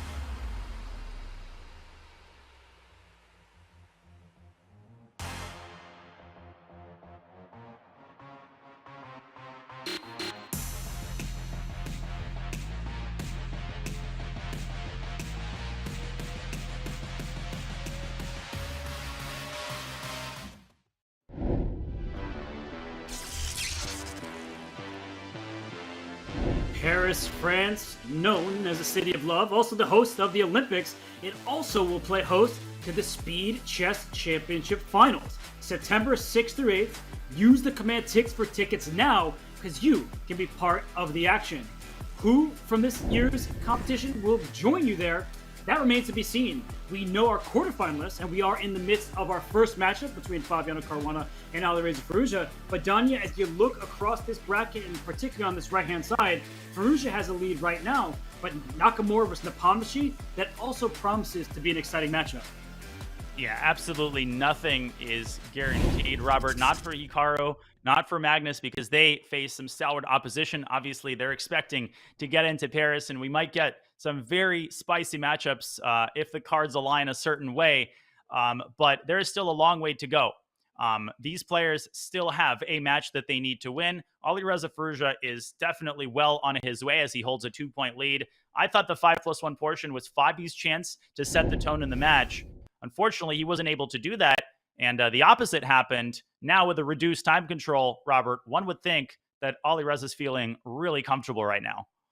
And Alireza may have just a single fan behind him there. It's oscillating, giving him a nice refresher from the summer heat. But we know he has many fans in the chat. So get involved. Let us know. Do you think Alireza will take it? Do you think Fabi can mount a comeback? Earlier, we saw that about 60% of you thought that Fabi would win the match. I'm guessing that has changed by now. But what hasn't changed has been Firouzja's great play. It's been a theme all 2024. And Danya, we're off. Fabi goes back to his C4 openings. This has not been working out for him. Do you think it will change in this quicker time patrol? Well, he's taking a page out of Alireza's book. These players, they have a certain pride, right? Once they choose an opening, they don't want to suffer the moral defeat of having to change it. But it's much more important to win the SCC match than to adhere to these vague philosophical considerations. This time, though, we have a completely different type of position, as Alireza signaled a willingness to go into a Queen's Gambit, but Fabi kind of maintaining the Englishness of the position. That's the OED word of the year for 2025. Mark my words. Well, I always do mark your words. You have such great teaching wisdom and just all of the best that the chess world has to offer. But in this position, I'm going to need to get some help from you. Teach me, because it looks like Black has been able to get very active in the center. And with this move C5, it's clear he wants to claim some space. But are there some weaknesses in the Black position? Namely that B7 pawn. Whenever I see a bishop on F5, I think queen to B3 is a good way to meet it. We're very much on the same page. I think optically Black's position looks fantastic. You have this big space advantage. You have an imposing knight on E4, but your pieces are unstable. And just like in the previous English game, this pawn has remained on D2 for a very long time. It's still on D2. And I think that eventually Black can make white pay for it. You see the blue arrow indicating C4. How does that work again? Queen takes B7. Is there some crazy queen trap there that I'm missing? Or do you just play... I don't see it. Danya, I don't see it either. And I'm looking at the time. Alireza's down almost a minute already. And to me, there was no way he was going to play C4. It's just way too tactile. You need 10 minutes to work through that. It might not even be a win of material. It might just be compensation for the sacrificed pawn. So now that we're here, it's clear. Rook D1, develop your dark square bishop, maybe even double rooks in the D file later. That D5 pawn does stick out, and white is ahead in development. And now we see why Fabi maintained his pawn on D2 for so long. He did it to recapture on C3 with the D pawn. Again, technically away from the center, but the motivation is very clear. He opens up the D file, and he will have long-term pressure against the pawn on D5. Alireza, again, trying to solve his problems with accurate and active development. The bishop from F8, I think, will quickly develop to C5 and try to counteract white's ability to blockade on the D4 square. Is there some kind of queen A4 and knight takes E5 idea? I mean, that doesn't drop any material, at least in the moment, but I wouldn't want to open the E file. Like knight takes E5, maybe meant by queen back to D1, for example, and opening the E file could clearly backfire. Or even, I would go so far as to advocate for a trade of queens, and then the knight traveling from F3 to B5. I think Alireza that is rejected that option intuitively. He starts with H6, asking the bishop where it wants to go. Now, bishop E3 would be the sort of positional choice, but maybe in that situation, Alireza would reevaluate his decision to not take on E5. What do you think? because he can now castle queenside. The bishop loses its perch on g5, which was making sure that the black king couldn't get on over there. And we see the pawn capture on e5.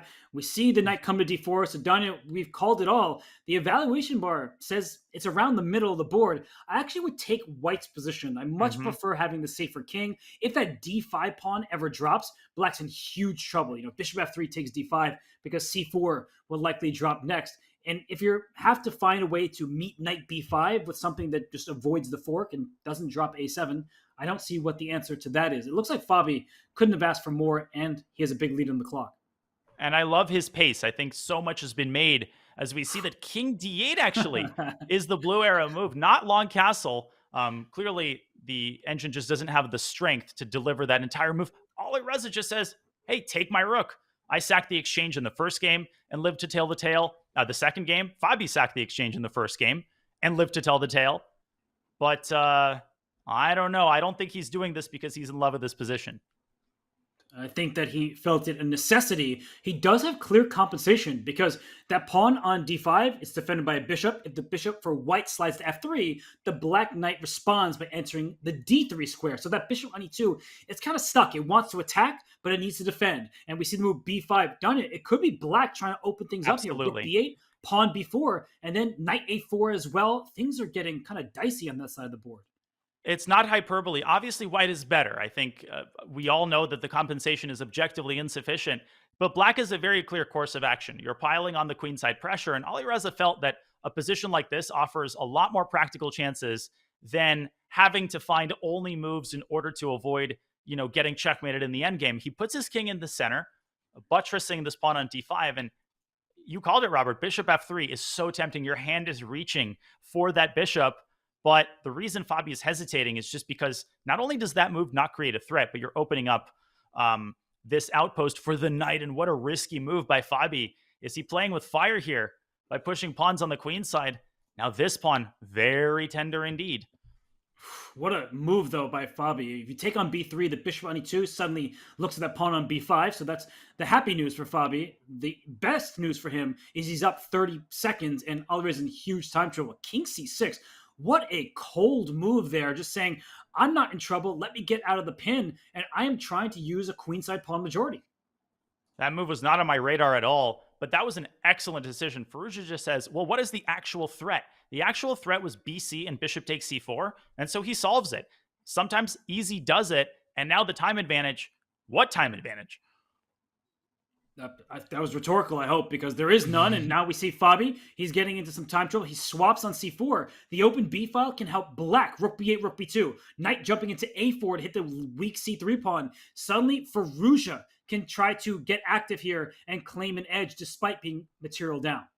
Wow, a5 just keeping the tension. There's no clear sign that things have turned around. Then rook d1 to c1. Fabi going completely passive, defensive. But can he keep all the infiltration squares protected? Rook b8, rook b2 is looming large. And with just a couple seconds, I think Fabi's losing control of this game really quickly. Completely losing control. Look at his pieces all stepping back on the first rank. He needs to take control of the d-file. Bishop c4. Do not blunder that. And bishop to d3 just in time. The bishop gets to the outpost. And a3, that is why Firouzja started pushing his pawn. It's to play rook b2 at the right moment, such as right now. Okay, so Fabi trying to push pawns on the king side. Rook takes distraction. Oh, he had to take the knight. Rook takes d3. He simply had to find that. But now he's, oh goodness, the G pawn for white is very dangerous. God. Rook a7, can he stop the pawn? He gives a check instead. Firouzja threatening rook b1. Rook takes d3 is possible. And now he's going to give the other rook for the pawn. Is this a draw?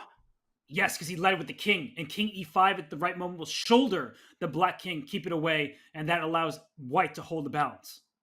Unbelievable. This would be a draw even without the other f-pawn. And of course, chess is a draw.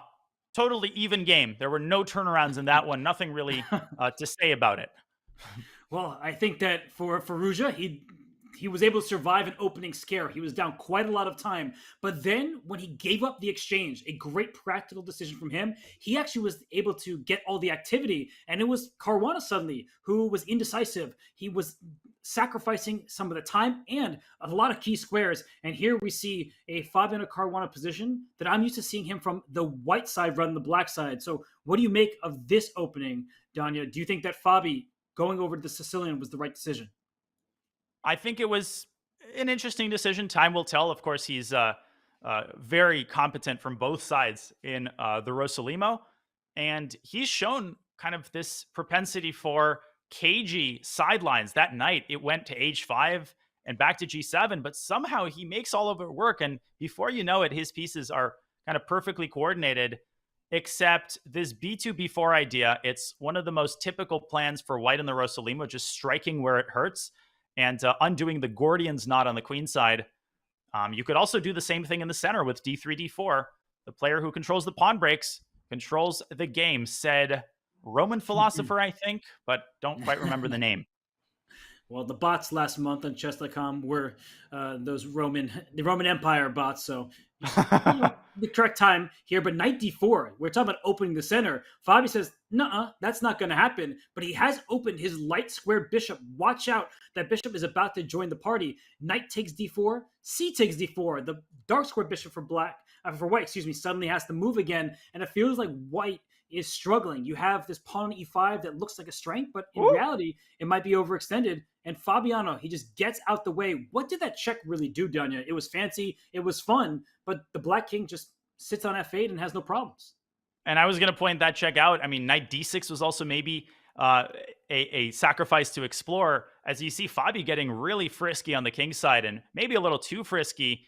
The check didn't really accomplish anything other than to prevent black from castling and to ensure that this rook on h8 stays out of the game for quite a bit of time. And I think Fabi just is underestimating the impact that an open center will have.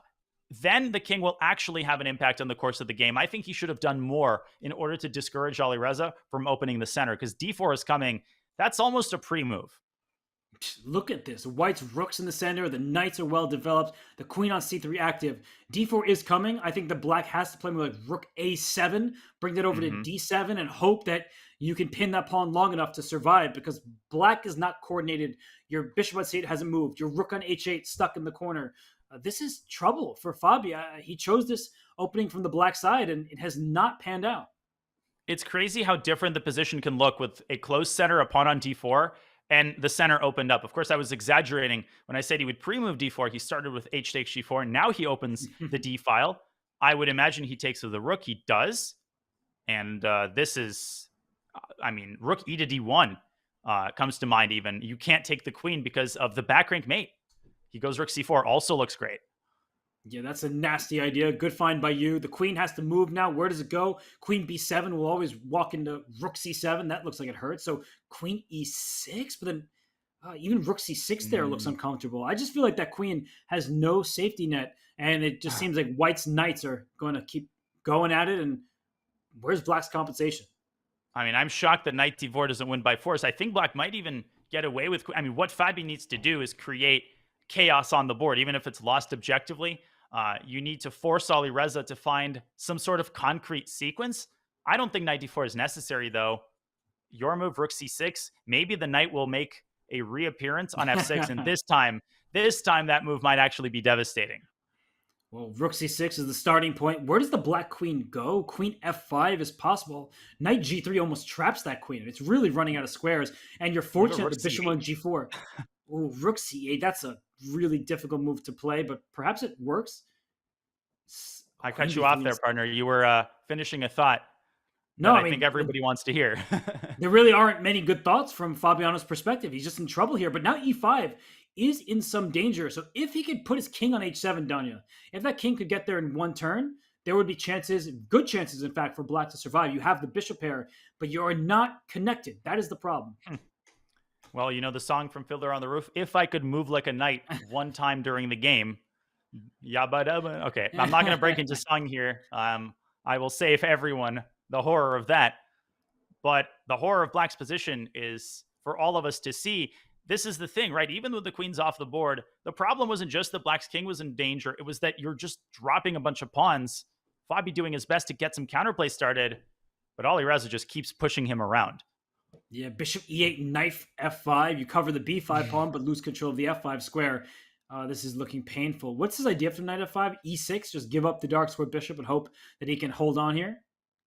Yeah, I mean, Fabi's not doing a bad job of it. He's limited his material losses for the time being to just one pawn. He's kept the other pawn, and it's actually defended.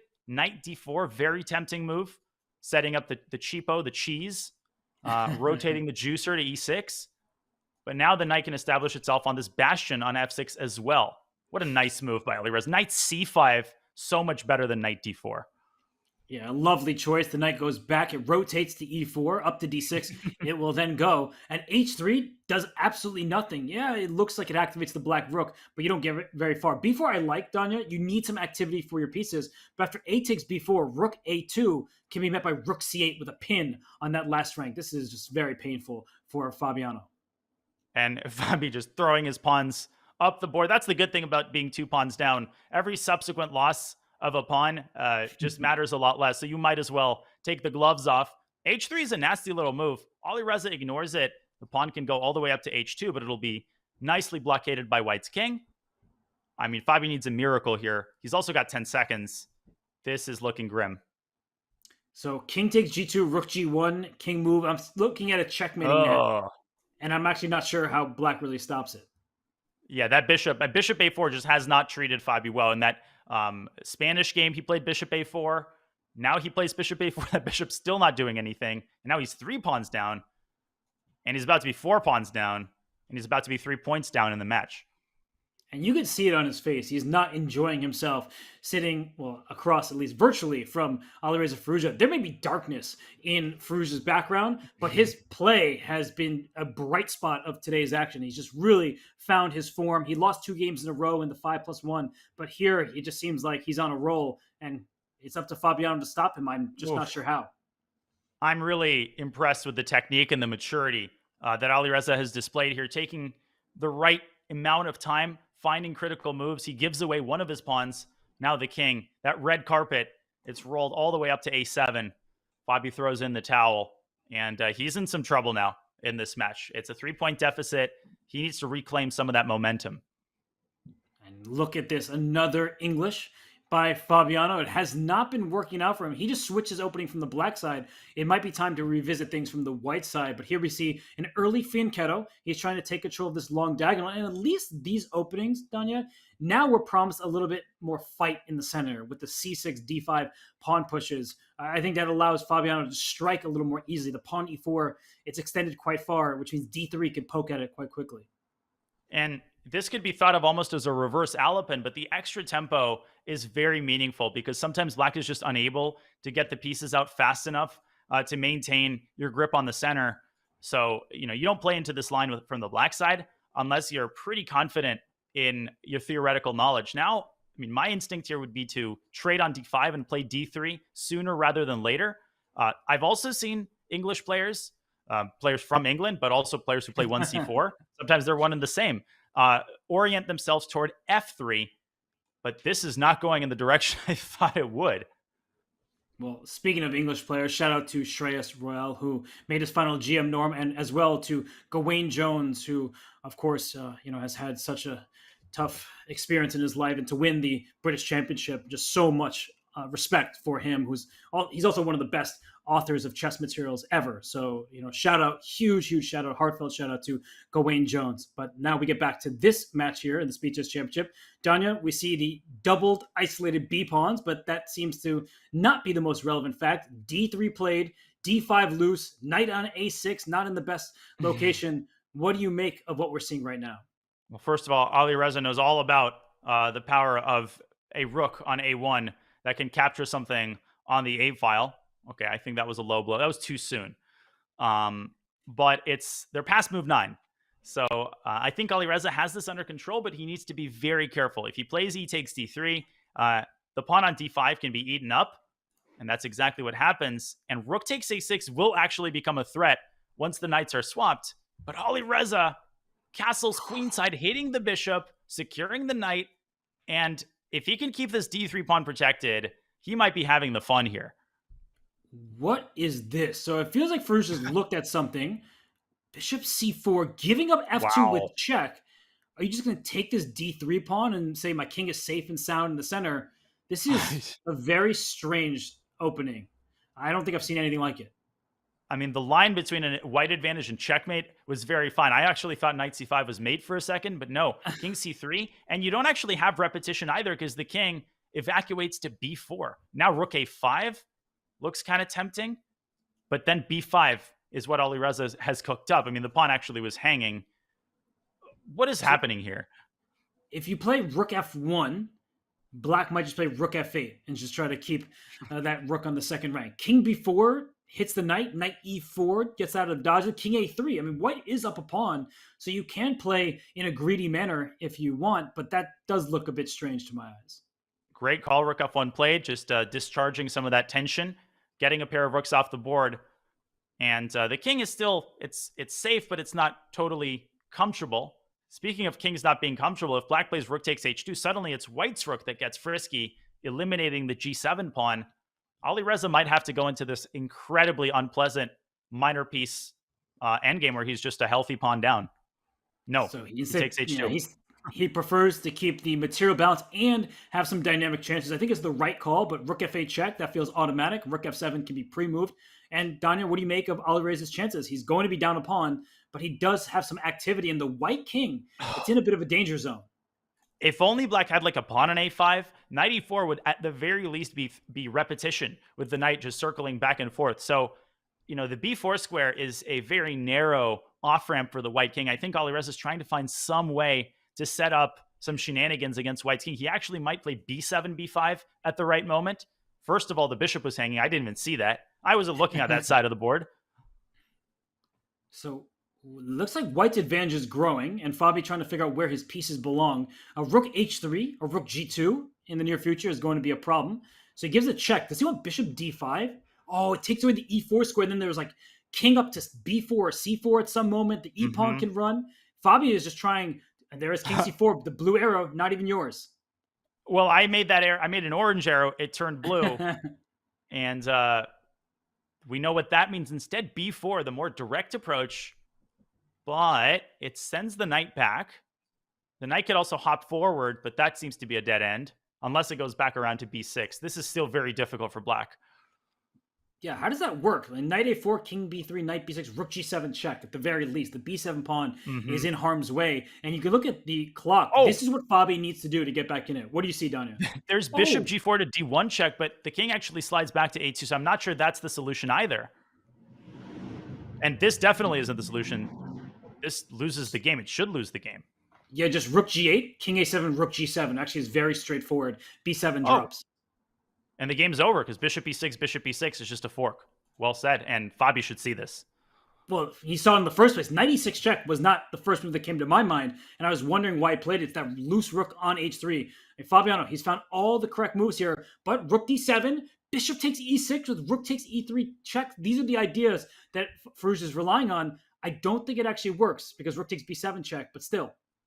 Oh, Fabi just eliminating any chance of complicating the game and preserving the e-pawn, right? That is, we've discussed situations where the defending side has chances, but not with a passed pawn on e3. Do not take on e6. That is one last little hurdle. Alireza, he's never out of tricks. He is never out of tricks, and watch out for the fork. He may not be out of tricks, but he's out of his chair. He just turned on the light, but it's lights out in this game. He is just completely lost. And I guess, Danya, you don't really want to waste time, and that's why Firouzja resigns there. So he just wanted to turn the light on when he could just waste some time, and it didn't matter. But I'm just trying to think, at what point does Alireza just sort of waste some time because he is the favorite in the bullet section? Yeah, first of all, before there's the viral Reddit posts about Alireza abandoning the match, he is allowed to turn the lights on during a game. I don't think that's expressly against the rules. But what was your actual question? Well, for Firouzja, he's up by 2 points. You typically don't want to stall, but he is the favorite in bullet. So was wasting, say, 15 more seconds there relevant, or do you think it's just too early to talk about that kind of match strategy?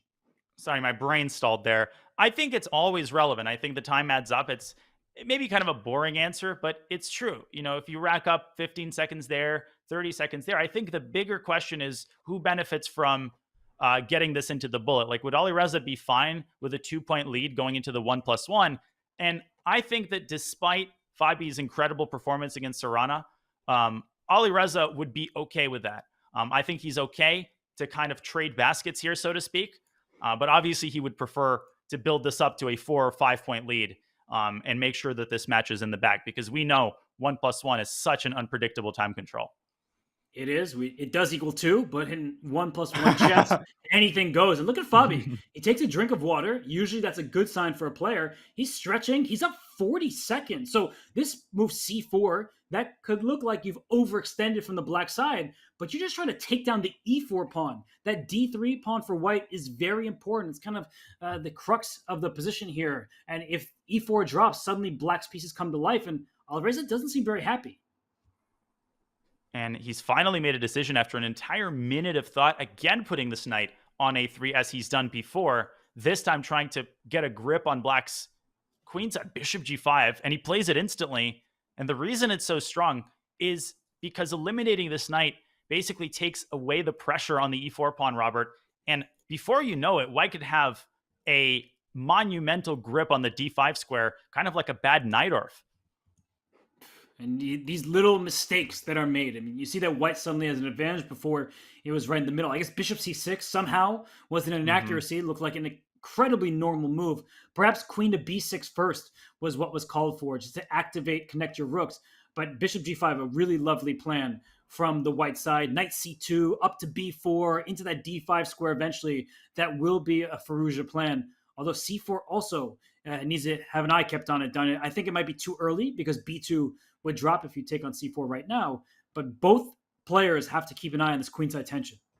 Yeah, rook b8 is a very classy move, but it doesn't change the general course of the game.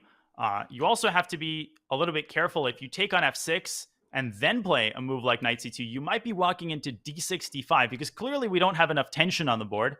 He plays knight c2 immediately, I think, for that reason. But wait a second, c takes d3 now. Queen takes d3. I keep trying to make d5 work, but maybe black can't solve his problems tactically. Also, knight takes e4 there has to be at least assessed, but I think 2 pieces for a rook is unthinkable for black, especially if white has an uncontested bishop on a2. Yeah, I'm with you. That it looks like the type of idea you want to spring, but didn't look like it worked. So instead of h6, calm move, bishop h4. Why not keep the tension over there? And now the question for Fabi is, does he release the tension by moving his knight? Does he simply slide his queen up to c7? That's the move that I'm looking at. But I do know that the white knight wants to jump into b4. It looks like it's a problem, even if it actually doesn't do all that much yet. And the knight could also, there's several airports you could fly out from. He does play knight b4. I was partial to knight e3 just because it opened up the option of knight coming to f5 rather than d5. But the end product is similar. C takes d3 is the move that you want to avoid if you're Fabi. If he has to play this move, this is just tantamount to positional capitulation. Once a bishop lands on d5 and you recapture on d3, I really don't think that's an exaggeration, Robert. Fabi, for that reason, all hands on deck, has to keep this pawn as secure as possible. Yeah, great move, rook to c8. And for Firouzja, he needs to keep the pace, because in some of these games, he's gotten quite low on time. And here, Fabiano, he decided to go knight takes c4. I thought he might do that because he paused. And normally if you recapture the pawn, you pre-move it. But here he should take with the pawn. You don't want to leave that pawn on a5. Rook takes c4 is tempting because the e4 pawn is under attack, and that's why he goes for it. But I think taking on f6 now, and then a move like queen to d3, knight to d2 to follow, white is just going to occupy the queen side. But as a Najdorf player, I think I've been in these situations. That bishop g5 and f5, that's more of a Sveshnikov idea. Guess who is also a big Sveshnikov expert? Fabiano Caruana. So I think his eyes are going to that f-file, to that bishop on a8. And, you know, the trend of the game can change really quickly. White could even get a knight to d5. But if black can get f7, f5 through at the right moment, I think that the counterplay is pretty significant. I don't know if I like rook c4. It just seems like an empty threat. It helps white get a move he wanted to get in anyway. And now knight to d2. What is Fabi doing here? I guess he's trying to repeat, because that rook keeps going from c4, kick back, goes back as soon as the knight leaves the d2 square. Black is trying to stabilize. d6, it's hanging. At least it looks like it's hanging, but rook d8, be careful. If you are Alireza, that knight on d2 is loose. I mean, there are some ideas because of the loose bishop on a8. I don't know when, but some kind of rook takes a8 seems like it is the idea you're going for, but it does not pan out. And that's why we keep seeing this shuffle. And bishop f6, that bishop, I keep looking at it, it's not doing anything, and you can't afford to have an idle piece when you're under this amount of positional pressure. Knight to d5, and Fabi has gotten absolutely nothing going on the king side. Maybe he should try b4. But f7's also hanging with check. I don't know, maybe you give it away. He gives up the b5 pawn, trying to go d5. It's actually far from over. Alireza's also low on time. Fabi tries d5, doing the best that he can to complicate this game. He's doing a great job of keeping his hopes alive. He is down quite a lot on the clock. You see under 10 seconds for Fabi, just about 20 for Firouzja. The queens are off, and I do think Black has serious chances. b2 is loose. There's already this pawn on d5. It can go up to d4, create a passer. So Danya, your instincts were correct. Black does have some chances here. And now he's got the d-file under control. Apparently, rook c to c5. That's such a difficult move. It's just not unnatural. Fabi trying to establish a grip on the dark squares so that he can develop some counterplay against White's king. White's king has too much real estate on the king side. 2 seconds for Fabi. He's still kicking, still getting his rooks active. He's in this game. He is. I mean, this is the game that might be decided by the clock. And Fabi, he's trying to keep alive on time. And now it's Firouzja also down under 10 seconds. Watch out. The rook coming to a1 is dangerous. And the h3 pawn is a huge target. So it's not just checkmate that's the problem. It's the other rook coming to g1, but he's not in time. The knight gets back to f3. Firouzja takes off a second pawn, and the bishop is lost. Oh, just like that, his chances are dashed. And you see Fabiano, he puts his hand up like, what possibly can I do to change the direction of this match? The trajectory is all in Firouzja's favor. He turns the light on. He gets a win. It's the midway point through this 3+1 time patrol. But Danya, it is all Alireza at the stage. And a great defensive effort by Fabi. If he had taken the knight on e5 at the very end of that game before sliding his rook to h1, he actually had excellent chances for a draw. But right now, it's all Alireza. There's been bright spots for Fabiano Caruana, but so far, the 3-minute portion also going in Alireza's favor. And Fabi, he really needs to turn this around before the bullet. Yeah, because time scrambles, they are not likely to go Fabiano's way. Alireza Firouzja, the bullet chess champion, his clock almost never hit 0. And if you want your clock to never hit 0, now's your chance, because Chess.com has come out with some new merch. It's V2 of the chess clocks that have been flying off the shelves, this time with a brand new colorway. To order a clock before they sell it again, visit go.chess.com/merch or use the command merch in chat. Danya, I know you got one of these. I might have to myself. But right now, the two of us, we need to head a break, because when we return, we see more from the 3-minute plus 1 second increment time control here at the Speed Chess Championship match.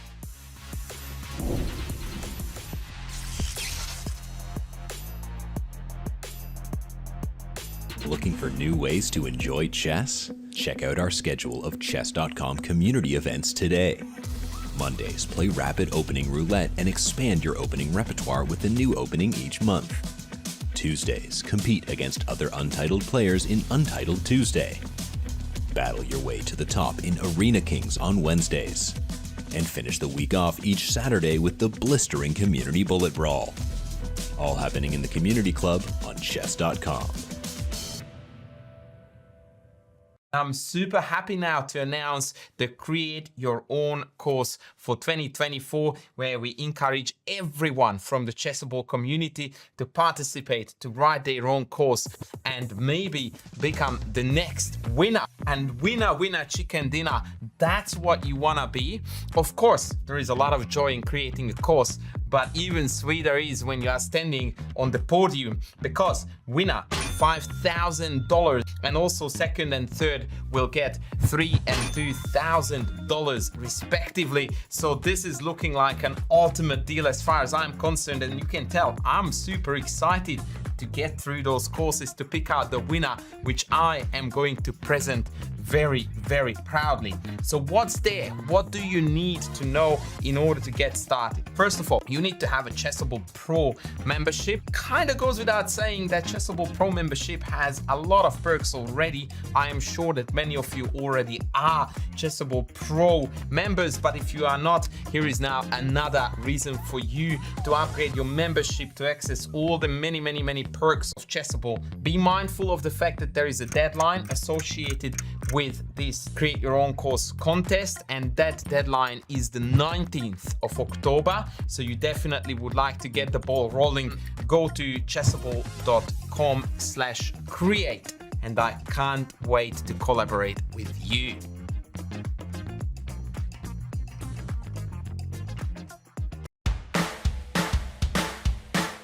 We develop the knight out to f6, and after nearly any of white's moves, for example, short castle, we play b5, bishop to b3, and bishop c5, and this is the introduction to the Archangel.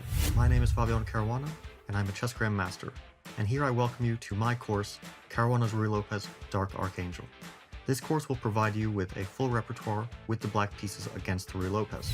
So let's say after h5, white plays h3, because white can always take on b6. Black plays h4, bishop h2, g4. We've seen this idea, we need to open up the king side. We need to play for the initiative. Take, and we take with the knight. And the idea is to play h3. We also always have the option to take on h2, and if knight takes b6, rook b6, it doesn't really change anything, because we still have many attacking pieces. Knight on g4, knight on g6, pawn h3 coming, and rook h8 coming. All of black's army is actually concentrated at white's king side.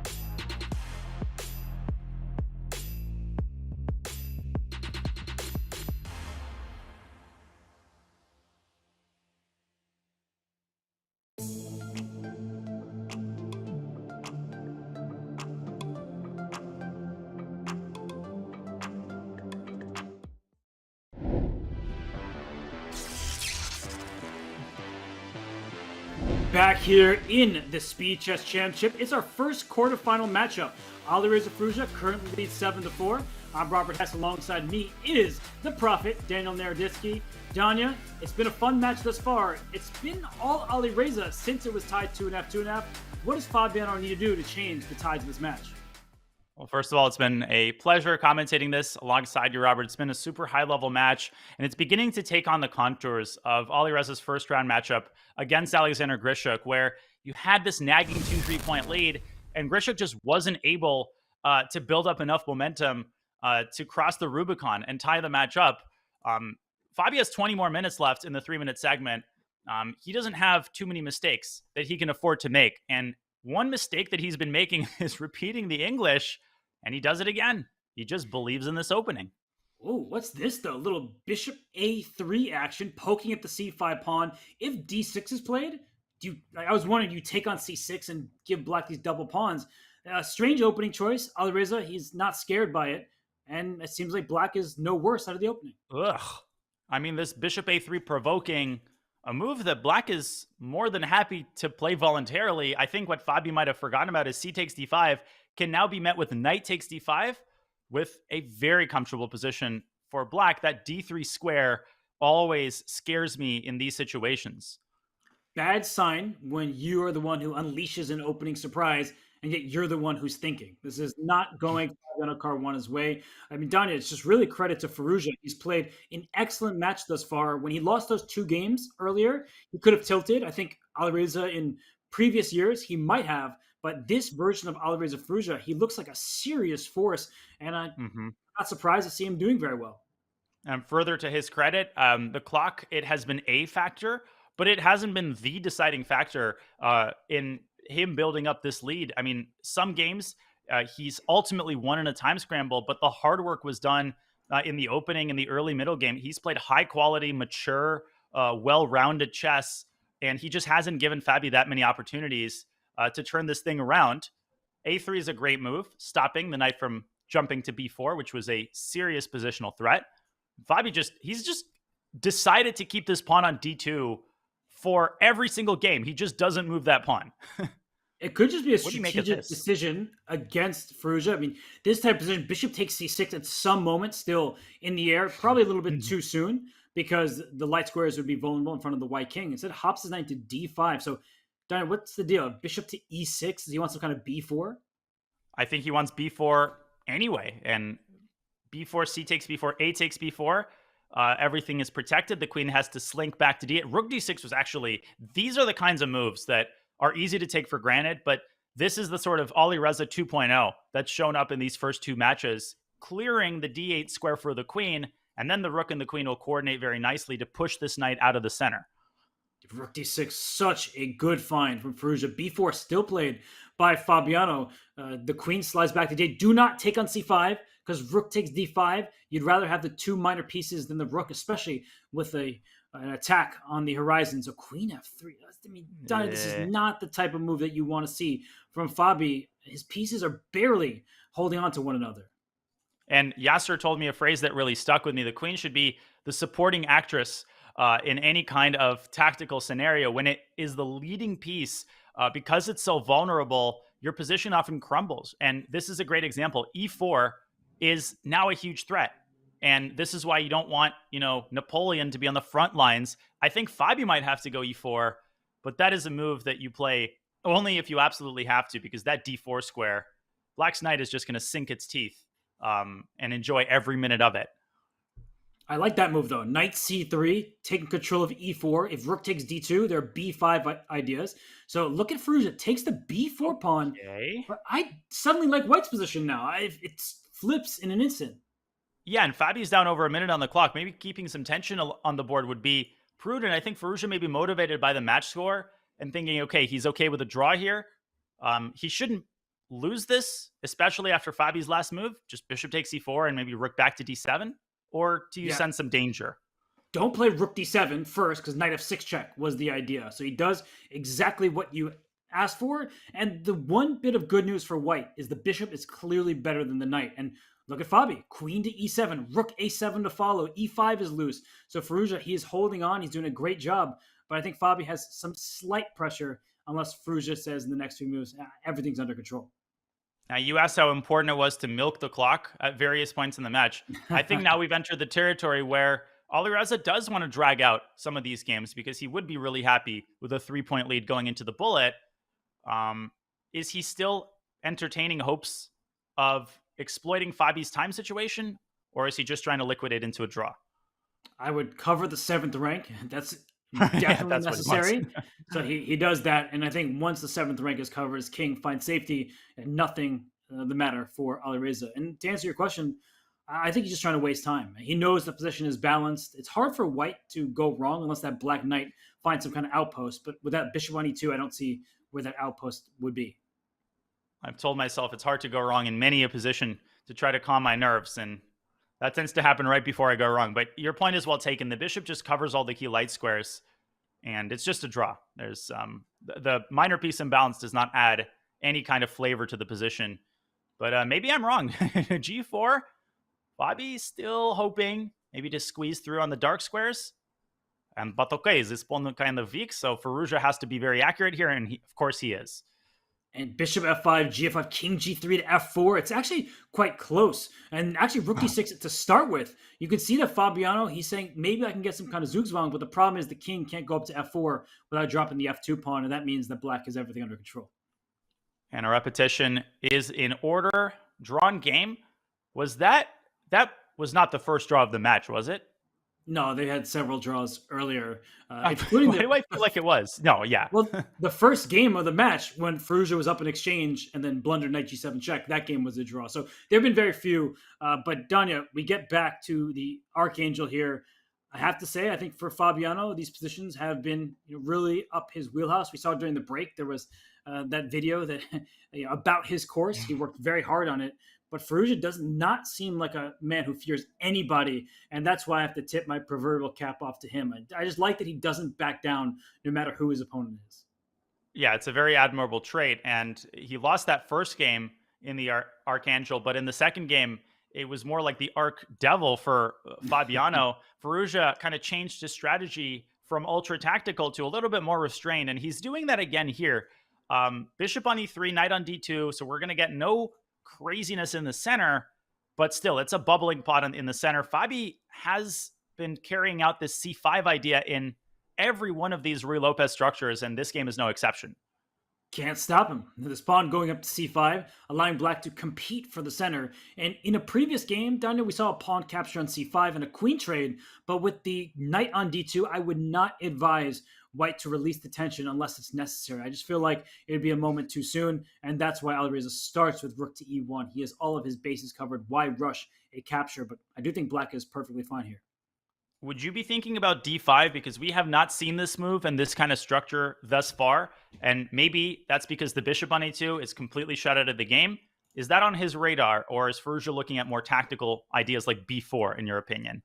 Well, I just appreciate you because I know you would never want to play d5 yourself. So I thank you for saying, giving me the ball and saying, this is not a good decision right now. The bishop on a2 would become bad. And typically you close the center if you can be the first to open up one side of the board. So you play d5 if you can open up the king side. But black actually is in time to open up the queen side first and play c4 and b4. So I would not advise this d5 pawn push. Alireza says, I don't want any part of it just yet. But for Fabiano, Danya, bishop d7, complete your development. Maybe think about taking on a4. It seems like he's done everything right thus far. Yeah, this has been a very kind of traditional Ruy Lopez game, and now d5 is played, but of course, with the c-file open, it's a very different situation. Also, this move now comes with tempo, and the bishop has a specific job. Alireza will trade on b5, he'll plant it on d3, and you didn't see this coming. White's going to be the one playing on the queen side, and black might be very well be seeking counterplay on the king side if this knight is able to reach f4 efficiently. Yeah, you really nicely done by Alireza. He found the right moment to play d5 with tempo. And here, look at Fabi go. Knight f4 is what he wants. Even if that bishop can take on f4, that bishop on b6 will become very powerful. So there's going to be a chase. White is going after the b5 pawn. Black is hunting the white king. Danya, I have to say, in my experience, white usually is the side for choice because I just don't see how a lone knight coming on f4 will be any sort of attack. Yeah, and it will be no match for a lone knight coming to c6, and that is now a distinct possibility. I really love this move. b2, b4, just shutting everything down on the queen side, establishing a fixed target on b5, which, by the way, probably should not be captured. It can be calculated here because bishop takes e3. There was f takes e3 with tempo, but why? Why is this necessary? Alireza just drops his bishop back. He has to be careful about the move knight b3. I think he can actually play it tactically because knight takes c4 drops a piece, but that's what he's thinking about. And he plays it. He's not just thinking about it, he's doing it. It's a very good idea from you. I think that Fabiano right now has to trade on e3, but the problem is after rook takes e3, this knight on f6, there's nowhere useful for it to go just yet. You would like to bring that knight to g5, knight h7, knight g5, but it's very slow. And okay, Fabi's not slowing down. He is pressing forward. But Danya, as we know, sometimes you push pawns, you can't take those moves back. Your king becomes quite vulnerable. And knight f to d2, Alireza just evacuates all unnecessary pieces from the king side and ensures that g4 does not come with tempo, which takes away a lot of its effectiveness because white can keep the king side shut down with h3, h4. This is logical to me. Fabi wants to advance his own pawn to h4 and then play g4, but he's not in time. I mean, he can make all these grand plans, but he needs to get out of bed first. And that knight is not going to wait before landing on c6. You can do it and sacrifice a pawn, but I think Alireza would much rather defend that square a few more times. And some positions, knight takes d5 is an idea for black. Not when your pawns are as extended as they are, though. That's really the big downside of pushing your pawns so forward, is that any sort of sacrifice to gain a couple pawns for peace will not work out. And here, I think you have to take on c6. And when you're down 3 points in a match, Danya, this is the kind of position you want if you're Fabiano. Oh, absolutely.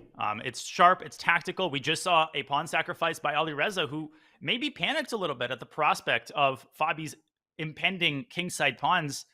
Now it might be actually white who tries to use the kingside to his advantage.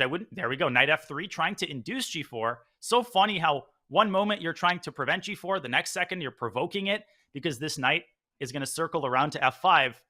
It just smells like a time scramble is in the cards inevitably. Well, time scrambles will almost always favor Alireza. Knight h7 back, not the move that the engine liked, but why is that? Is there knight takes g5 followed by rook g3? Oh my gosh, look at the tactical eyes on Mr. Hess. And will he spot it? I think that must be it. How good is this? So rook g3, I guess you can't do anything. Knight e6 still h4, pawn f6 also h4, and yeah, the black king is a bit open. Absolutely. And now Fabiano has to burn a lot of time to figure out how he's giving this knight back. He's obviously going to lose this knight, but what is he going to get in return? Is he going to play a move like queen g7? That would drop the d6 pawn. So he puts the queen on e7, very heads-up move. But the board opens up, and I feel like Alireza has been very much in the driver's seat in these types of situations. And look at Fabiano. He shifts his focus over to the kingside g3, very alert move. But that is knight d4 coming? This could backfire for Firouzja. I know he just won the h5 pawn, but his king's in trouble. We've seen this before. That h-file will be repurposed by black's rooks, but watch out for a rook landing on c7. Even though there's a knight on e6, that's why Fabi plays rook b, another great move. But here comes white's bishop. Here comes black's knight. Knight e2 is threatened. Pandemonium on the board. Knight f3, the king slides to h1, take on c7. The problem is there's queen h7 mate in these positions, so Fabi better not blunder mate in 1. Rook takes f7, queen f7. Everything's held on. Oh, a check. The rook blocks. Will we get a repetition here? Firouzja looking. I think we will. I think he had to. Otherwise, he's just down a pawn and worse. We see a draw, a hard-fought game there. Still, just under 7 minutes left in this time control. If you're Fabiano, you need a win. And look at this. He did not play c4 on the first turn. I think that's the first good move that we've seen in this game. It's the first move of the game. But Danya, he has to stop playing these Englishes. Yeah, and I think, in retrospect, it's easy to say, well, why didn't he do it? Why didn't he do this earlier? But remember, Alireza kept repeating the Ruy Lopez from white's perspective, and he made it work. So you never know until after the fact whether you should stick with the principal choice that you made before the match or change up the opening. I like this choice by Fabi. He's going for something very sharp and dynamic. This has been a very popular type of structure, Robert, in recent years. I've seen this kind of same-ish Nimzo Indian in a lot of high-level games, and I mean, it's just about as chaotic as you would imagine. I used to play these positions from the black side, and then I got wiped off the board a few times, and then it sort of caused me to change directions. And the reason why it's so dangerous is that white has this bishop pair. White has the static weaknesses, and here black goes after it. c4 is a target. Knight a5 comes to mind. But if you put all your attention, all your focus there, white will then play f4 and f5 and just start throwing all the pieces at the black king. And black doesn't really have that many defenders. I actually really like what Fabiano has been able to achieve in this game. And okay, Firouzja is going to go for c4. Queen e2 does protect that pawn. And there's an arrow. I'm not always sure it's necessary, though, Danya. f4 also is an attractive move. Yeah, f4 would definitely be my choice in, let's say, a bullet game. But the issue is also white could start running out of pieces. Black could take the c4 pawn with the bishop and exchange a couple of minor pieces. And once the pawn reaches f5, it'll have a hard time moving up to f6, provided that the knight stays locked in place on e8. Knight d6 is the natural move, completing the maneuver. Started a couple of moves earlier, but I think this is why Alireza's kind of keeping this knight on e8. He's trying to anticipate a white pawn landing on f5, and instead he's using his rook and forcing the action in the center. Fabi says, thank you very much. I'm happy to close up the center and make your rook rook dumb. Make your rook look dumb. well, knight d6 looks like it wins a pawn, but the problem is that once black takes this pawn on c4, you're walking into a pin. So like knight d6, pawn e5, welcoming the capture on the c4 square. I do think that would actually backfire for Alireza. So he plays f6, and here comes f4. White is trying to strike on the king side. I'm liking the look of it, and if e takes d5 is your best move, and perhaps the only move to keep the balance, not really happening in most games. Okay, Firouzja, he takes up the glove. He agrees to the duel, and he is inviting the move e5. I mean, he really is asking for it in the purest definition, and the computer's like, yeah, let's go. Fabi's going to take a couple moments here just to make sure he's got a follow-up, because e5, knight d takes e4. We know how easy it is to sacrifice other players' pieces and pawns. But what exactly is, the terrifying follow-up after knight c4? Well, he's played e5. I want to see it. Yeah, I didn't have the answer, so I'm glad Fabiano will be tasked with showing it to us. There is an argument, I should say, for like a rook d1. You can maybe try a slow maneuvering move, but maybe knight takes e3 does work out. He plays bishop f2. Just there's a pin on that diagonal. The knight and c4 is stuck, and f5 really? That's the only move? f5, just trying to shut down the king side. And I wouldn't even be surprised if we saw a move like a4 at some point, preventing black from adding a supporter to this knight. And black's pieces are just stuck in this total impasse. Like, the knight on c4 isn't actually in danger, but you can't play down 3 pieces forever. What a move, f5 and d6, locking things up. That bishop on f2 would like to go to h4 and into e7, just trying to get into enemy camp. Knight g5, queen h5, pawn g4, all these ideas come to mind. So I feel like white just has this attack and it's pleasant to play with, but black up a pawn. Some moment b5 is likely necessary, but Danya, it feels like black has no breathing room at the moment. And your a4 move, it's a point very well taken. Give me that space. Do not allow black to get out of this nasty pin. Yeah, if this was like a Dvoretsky exercise, you just know a4 has to be the solution. But in an actual game, you're looking for more concrete ways to break through. So Fabiano Dvoretsky, he pays homage to the great Russian chess coach and author. He plays a4, but that does allow Alireza's queen to arrive on a supreme defensive post. Now, if you push this knight away, I assume Fabi is rotating it around to f3. With what aim? I thought the queen gets trapped. Like knight h6, knight f3, queen g4, pawn h3. Is the queen getting trapped on f4? It very well might. And so Alireza actually resists the temptation, repositioning his bishop. That is actually a temporary sacrifice. Great tactical awareness. If Fabi takes twice, then h6, and the knight is unable to move. Speaking of the queen getting trapped, it could potentially get trapped again. That's such a high-class move from Fabi, because h5, h6, h5, right? You just boot that queen away and then bring your knight back to safety, and all the attacking opportunities g4 still are in the picture. So I like what he's done. King h2, let's not rush it, right? Don't play g4 yet. King h2, rook g1, pawn g4, and just go after the black king. Well, this is a masterpiece in the works, but only if he can follow through in this very difficult final stage. Bishop b7 by Alireza was 5-head. h4 was 7-head, but maybe a little bit impatient here. Totally understandable by Fabi to play g4. Now, f takes g4 is terrifying, but look at black's knight. Suddenly, knight f3 check, huge threat. Fabi sacks the exchange. Good practical decision. You did not want to see that knight land on f3. And wait, what's going on here? Bishop g6 threatens to trap the queen. So what's black's move? Rook f5. Oh, that's a brilliant move. That is positional and tactical at the same time. Just eliminating white's main attacker, the soul of white's position. Sorry, Philidor. It isn't the pawn on h5. It's that bishop on d3. If you have to give it away, it's black who holds the attacking cards and control over the light squares. And bishop look at c4. Fabi didn't even take the pawn because he was so worried about the resulting position. He immediately drops an exchange and he resigns. So 8 seconds left on the match clock. Danya, that was actually a very intelligent resignation. Fabi clearly wanted another game before we head to bullet. And it was the right call, but how quickly did that turn around? I am just in awe, honestly, of Fabi's attacking play, but Alireza has the last laugh, and it's because he found rook f5 with mere seconds on his clock. Are you kidding me?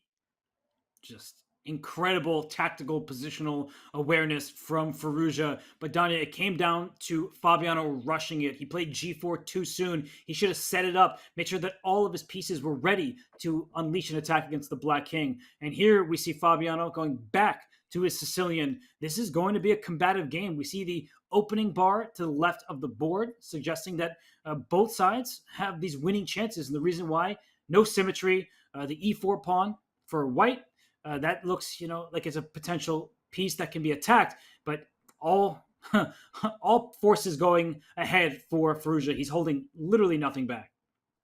Absolutely, just advancing all of his pawns, and it's hard to say what exactly he's aiming for. Will he try to push this pawn up to f5? Will he try to go, Fabi inviting either a knight sack on e6 or the move g5, g6, which can actually arrive even though you're giving up h4 with check. We saw Alireza do something similar against actually MVL in one of their CCT matches. Firouzja lost that game, but this is a legitimate idea as he plays rook h3, putting the rook on a defended square and preempting h takes g5.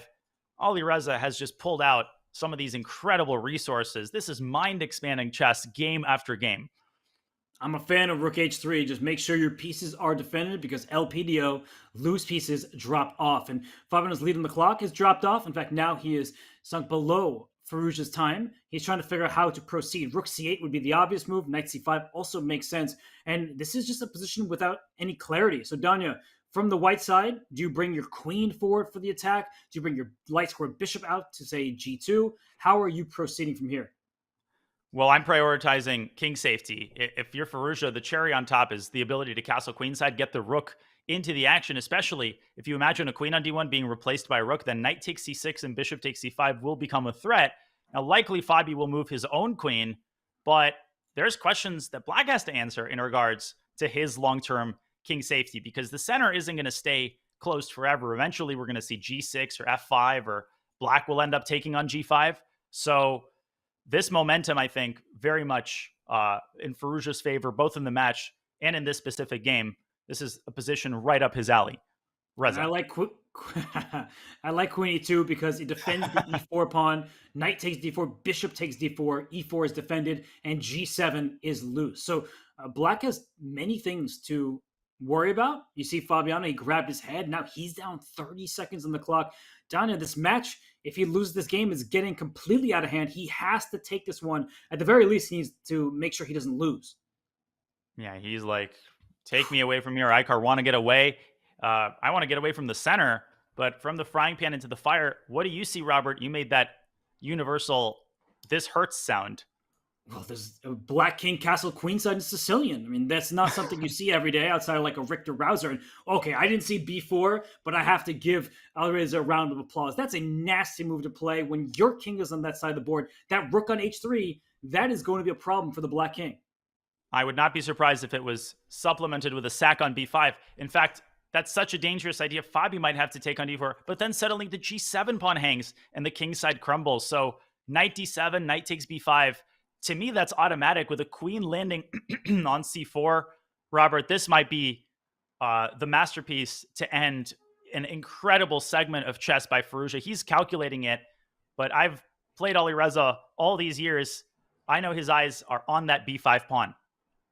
It's just one of these moves that he doesn't play it. Yeah, he plays g6, but Danya, it's knight takes b5 is what your intuition tells you, but your match strategy when you're up 4 points says, let's be calm here. Let's not give this material imbalance because it can backfire, especially because White's king is also a bit open. So instead we see a swap of knights on d4, knight takes b5, rook c3. Knight to d5 maybe. Sorry to cut you off there. Oh, no. That's just great tactical awareness from you. Knight d5, chop, rook c3, bishop c6, e takes d5. You are just trying to pile up pressure on the pin piece. That's such good tactical awareness by you. And Alireza, he's just taking it to Fabi. But he's actually, and this has been maybe the most impressive aspect, I actually think knight takes b5, knight d5 may have been objectively better, but it's the way that he's avoided unnecessary complications that's been so impressive. That's not a side of him that we have been used to or we have seen displayed this amount of times over the course of a match. He's just waiting for the perfect moment to strike. Dare I say, this time supported by the blue arrow, we will see a knight sack on b5? No, because knight b5, a b5, rook c3, there's queen takes c3. That's too hard. It's too messy. Instead, we see him just capture the simple pawn on e6. White is better objectively, but Danya, we see the white king. It's loose. A dark squared bishop trade, and that king is losing many of its defenders. So don't be surprised if the evaluation bar goes up and down in all sorts of directions. But Alireza has been superior in these time scramble situations, and White is still better. No question that Fabi has done a great job finding some counterplay. That is not natural to me at all. I mean, that is my last king. I would rather sack the queen than do that. But Alireza, okay, but I'm a skeptic.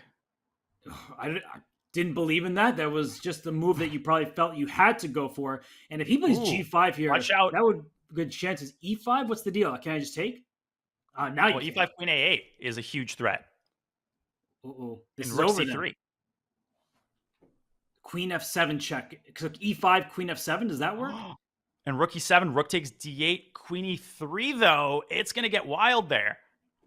I haven't calculated all the way through. It looks like the Black King will escape in that variation. Alireza down to 15 seconds. He plays King B1, and now G5. It's a bit late, but E5, it's time to strike. There's no Queen E3 check anymore. And that's why he played King B1. But this move, King B8, Fabi has to keep his... Rook D6. He goes Rook D7. I think Rook D6 was winning. This also will do the trick. But will it? Queen E8 was a move. He goes Rook takes D7. Oh, Rook B7 is just done. Oh, and the Black Rook was hanging... Fabi, no, I mean, that's just, there's no Rook D1 check. I was like, is that mate? It's not. It might have been without the bishop, but Alireza Firouzja leads 10-5. He's doubled Fabiano Caruana's score. Fabi's been in great shape in quicker time controls over the board and online. But Danya, the scoreboard says it all right now. Alireza Firouzja, he is the only player smiling. Alireza Firouzja, more like Alireza Firouzja, except someone's already come up with that. It's a 5-point commanding lead going into the bullet. Now, the one small consolation for Fabiano, he has displayed bullet mastery in his match against Alexis Serrana. He needs to double that performance. He needs the comeback of a century against the current bullet world champion. This is going to take, probably the greatest SCC comeback of all time. But if someone's capable of it, maybe it's the world champion challenger. Well, those are the questions that will need to be answered. But why don't you answer some of the questions about what's happened in some of the key games? So, Danya, it's game review time. Take it away. Let us hear where the players went right and perhaps where they missed up. Well, honestly, there are just so many games to choose from. But I've got to go with the penultimate game of the 3-minute segment because no game more perfectly represents how Alireza has been dominating this match. It hasn't been Fabiano tilting. Fabiano has had some amazing moments, and he has played very good chess overall. Hats off to him. This started out as a Nimzo Indian, as Fabiano deviating from 1c4, which has not led to the desired results. Alireza displaying knowledge of a very popular kind of plan attacking the c4 pawn, but it was Fabiano's turn to strike first. He closes up the center, and it appears early in this middle game that Fabiano is going to blow Black off the board on the king side as he rips open the center and opens up his light squared bishop. But Alireza does not panic. Knight takes c4 and f5 shutting down the diagonal. Fabi shuts down the center and plays an excellent prophylactic move to keep this knight on c4 at bay. Keep an eye on that c4 square. That square is ultimately going to be decisive. There will be a different piece on it pretty soon. Queen to g6, knight g5, bishop b7. Such a creative defensive move. If Fabi now takes twice on c4, h6 wins back the knight because of the threat against the g2 pawn. But Fabi still remains on top. h4 booting the queen out of g6, and Fabi is still in the driver's seat, but things turn around just as abruptly. g4 is impatient, and Alireza punishes it beautifully. The critical move after the trade on g4 was this knight infiltration. Yeah, nobody saw that. Knight to d2, hitting f1, hitting f3. Fabi sacks the exchange, and immediately the move of the game, and maybe the move of the match, is rook f5, sacking it back in order to acquire total dominance over the light squares. Fabi accepts the return sacrifice, but suddenly White's position and White's attack is in shambles, and a further blunder lands a bishop on c4. The rook on f1 is lost, and Fabi resigns the game to get one more game in the match, which he also loses, and that is what leads him to a 5-point deficit going into the final segment. It's a tough situation for Fabiano Caruana, Robert Hess. It could have dropped down to 2. The deficit instead of ballooned to 5. For Alireza Firouzja in firm control of the match. Fabiano Caruana, he has a chance, but he's going to have to win all these bullet games that come ahead. So do not go anywhere. The bullet portion, the fastest time control remains. This is the Speeches Championship. It's Alireza Firouzja. It's Fabiano Caruana. A trip to Paris on the line.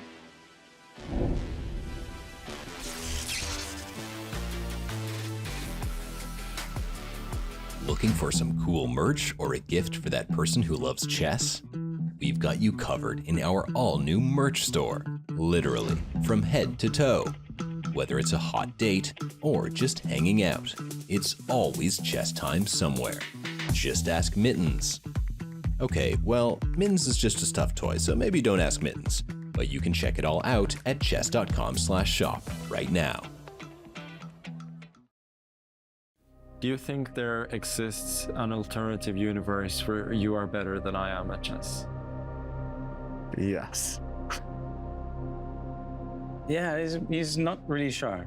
Okay, Cool. It's a tough question. Like, have you ever used slang or trendy phrases you didn't fully understand, hoping it will make you sound cooler? I really hope so. I think so. Yes. Yeah. Who hasn't, though? Who hasn't? Drake. Yeah. Who hasn't? I mean, I still don't know the meaning of half the words I say when I commentate. You can do better, Magnus. Hit me with harder questions. Were you happy to hear that Nikita Vityugov started representing England? Truthfully, no. I was, gutted. Still a bit. Yeah, that's true. Just after I became #1 as well, it was such a kick in the teeth. Would you rather be competing in events or cover them? Oh, I would rather, these days, cover them. He had to consider that, but he's telling the truth. Personal growth? Yeah. This is amazing. I'm proud of you. Thanks. If you asked me this like 3 years ago, I would have said differently. Yeah. Definitely. Even 2 years ago. But yeah, I'm proud of you. Yeah, thank you. Well, how much do I owe you for the therapy session? I don't know. What made you think? Yeah. You wanted me to take the pawn, huh? We're playing like grumpy old men right now. Yeah. Do you wish you had learned more mainline theory as a kid? Yes. He's telling the truth. I mean, I wish I learned more as a teenager, as an adult. Can't believe you're going after my openings already. Like, you're not impressed. Do you regret choosing chess as a career? Took me a while to decide on chess, but I'm glad I did. That's a lie. Oh! There's other stuff I think I could have done equally well, but... Wow, I feel bad now. Yeah, football management is hard to get into, so it's... What's the most embarrassing thing that's happened to you during a chess game? Okay, I gotta simplify the game a bit. Once in a big money game, Armageddon game, I was so nervous I spilt water all over the board, fizzy water, and I went on to lose pretty badly. Yeah, he's not really sure about that. It's a hard question. It's a hard question. Yeah. I've never like wet my pants during a game or anything, like if that's more embarrassing. Do you like your own posts on social media? No, I don't. That's a lie. I swear I haven't. Maybe accidentally and then unliked me.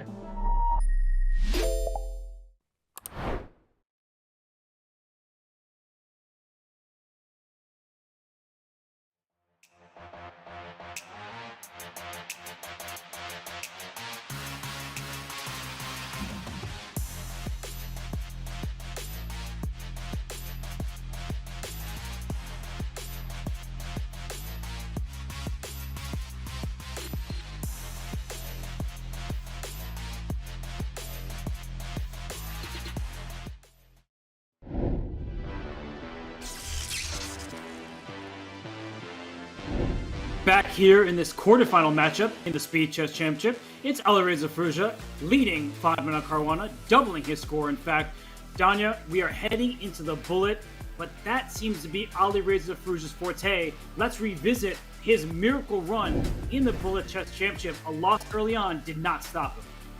Yeah, I don't know anything about that, Robert. I was actually on vacation. So unfortunately, I had to... No, wait a second. I was directly involved and implicated.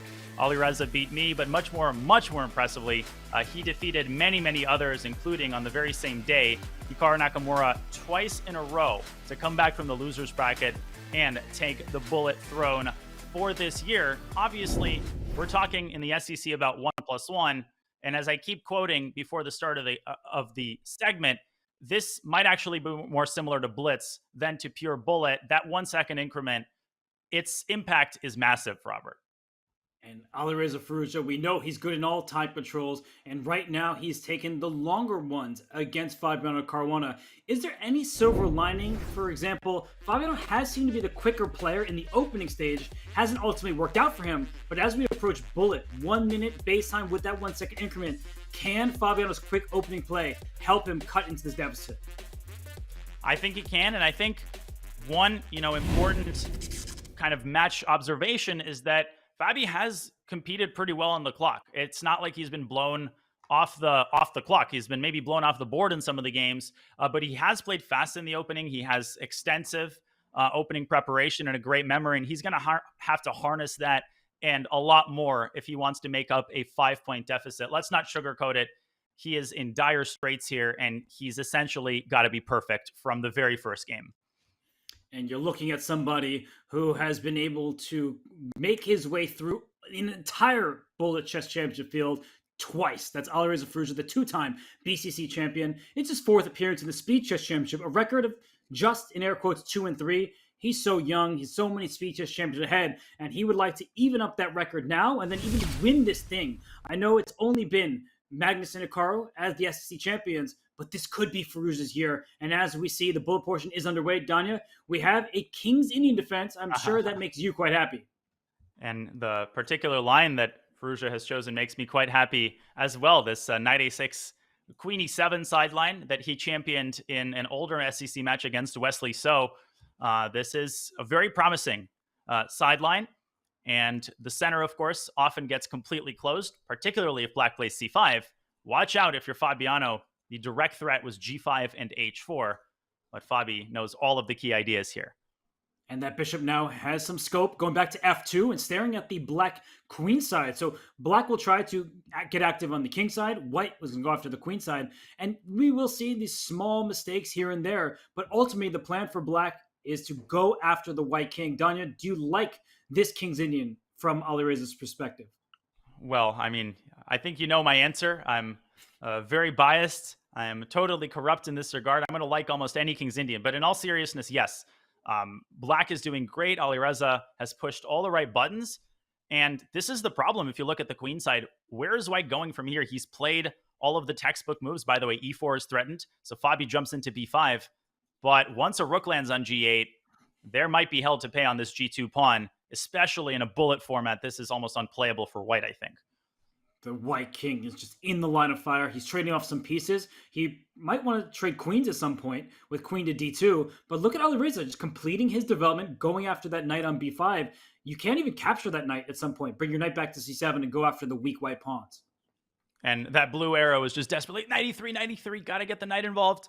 And Alireza says, hey, I can play on the queen side too. He's chopped off a free pawn. He's got a passer that he starts pushing as well. This is looking like another debacle here for Fabiano, who's doing his best. F4 is an excellent, excellent defensive move, trying to clear the d4 square, but I don't think it's enough.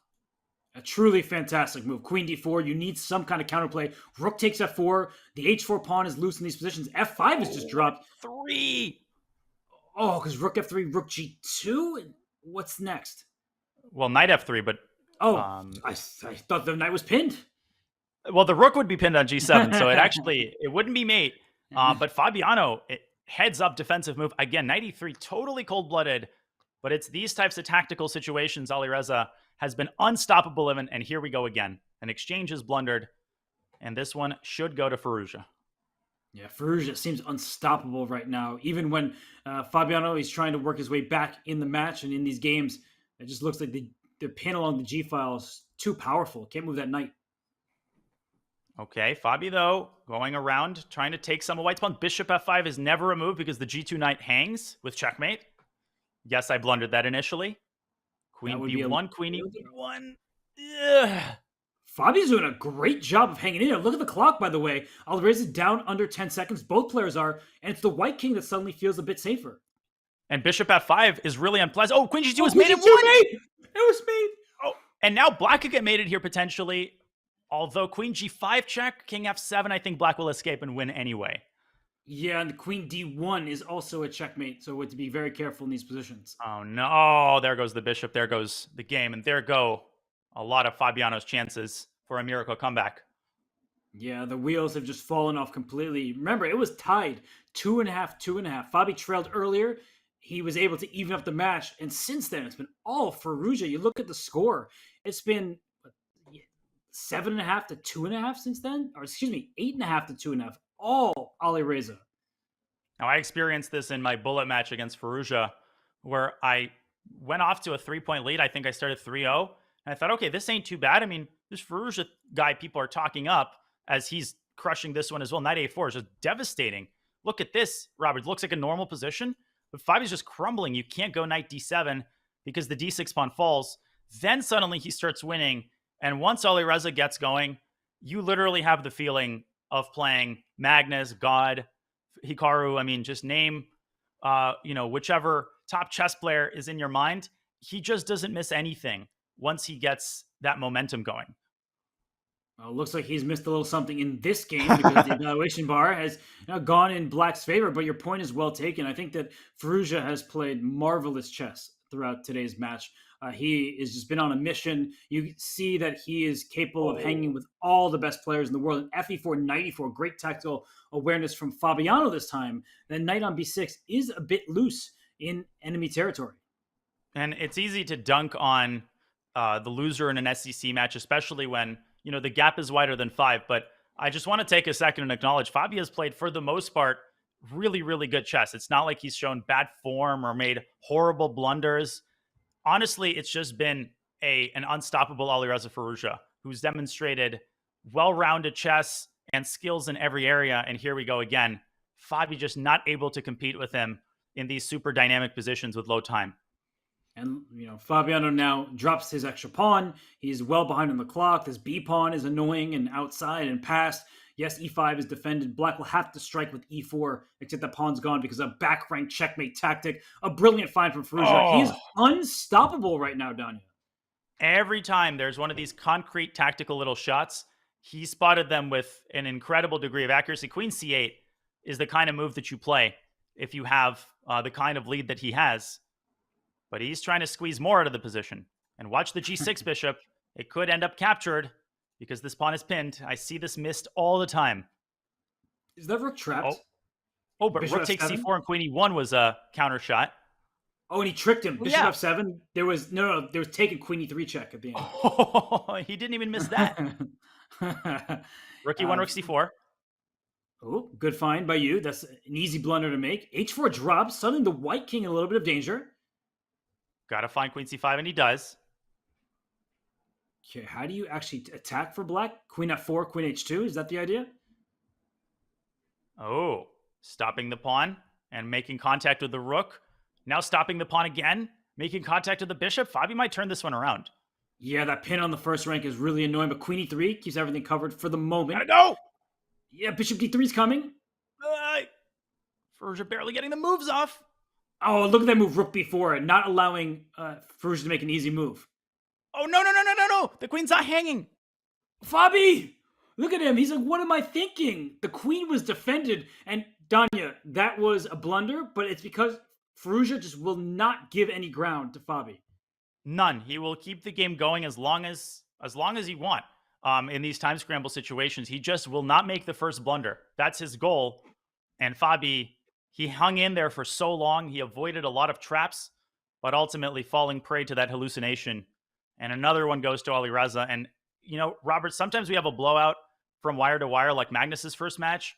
Sometimes it's a close match that just gets out of control by the end. And Fabi's just on tilt right now. Fabi, now it's just tilt. Yeah, he wants to give up. I can see it on his face. He doesn't want to play any more of these games. Firouzja, by the way, at 32-48. He's nearly 32-50 in bullet chess, and just showing that he is the man to beat in these quickest of time control. So, Danya, we know the result of this match. Alireza is going to win. So while we have a moment and this game is just getting completely out of hand, Fabi in a bad spot in the position and, of course, in the match, do you think what you've seen from Firouzja is, to you, evidence that he can take down Magnus and Hikaru, two players, the only two who have won the Speed Chess Championship to this point? Well, at the very least, I think if he can show this form in Paris, he guarantees us a close match. There is no way that anyone's blowing Alireza out if he demonstrates this level of precision, this kind of universality. And honestly, it's been consistent with the form that he's shown in Rapid and Blitz since the candidates. There's just been a fire under him and a chip on his shoulder, trying to show, I think, the chess world at large that he is here to stay.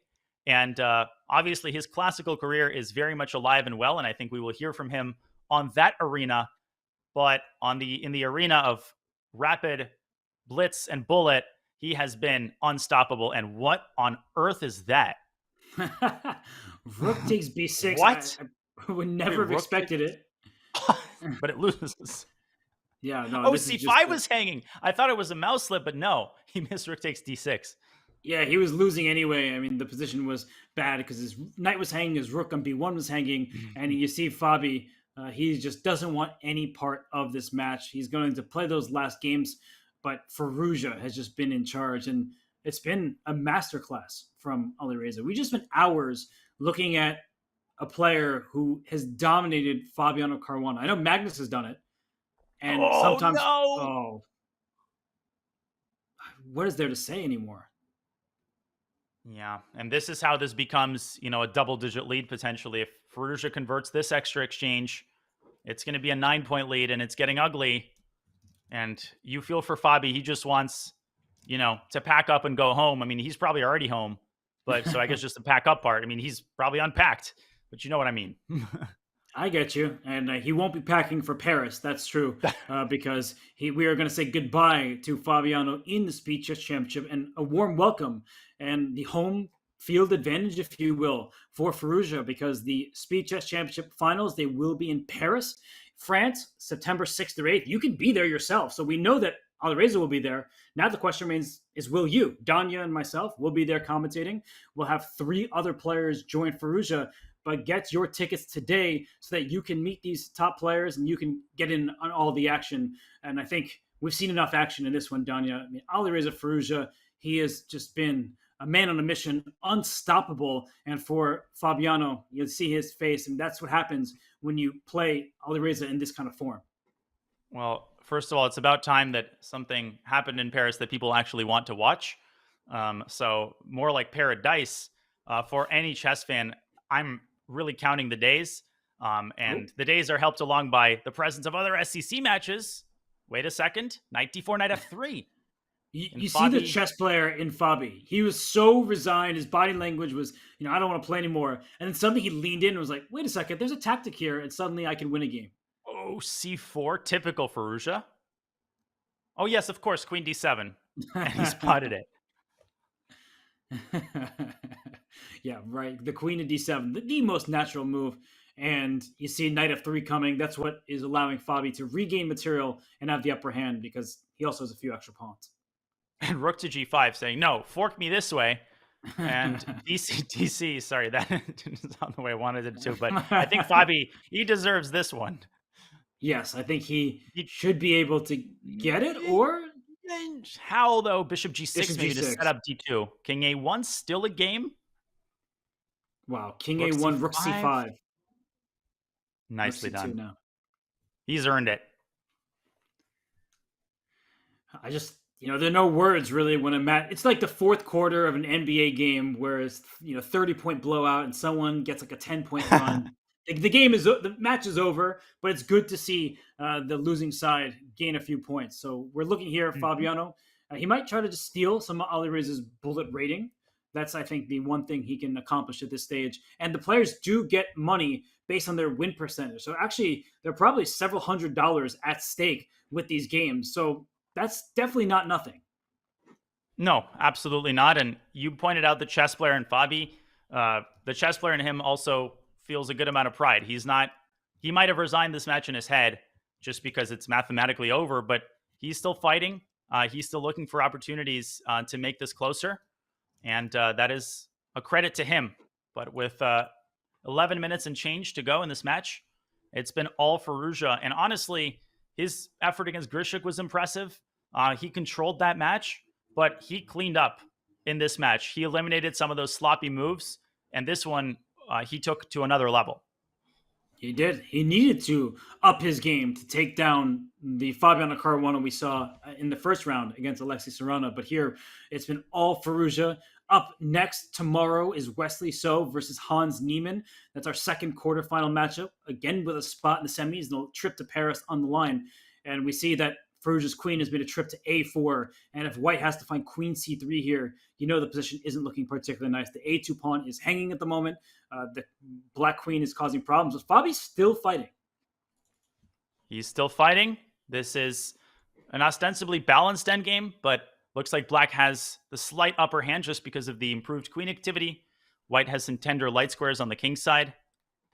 And let's see whether Alireza can squeeze a full point out of this one. Well, the white queen sits on d3. There are not easy targets to go after if you're Alireza. He plays queen b5, tries to swap those queens off the board to go after the d4 pawn. I like it. In terms of the pure endgame, white's bishop is quite poor, but it's doing enough, I guess, in terms of defense. Indeed. And the main task, of course, is to keep the d4 pawn protected. You saw a4, nice positional move by Firouzja. He's going to try to find better digs for his knight. I think those better digs might be on c4. That's like a penthouse suite at the Ritz-Carlton. But Fabiano, here comes the h-pawn.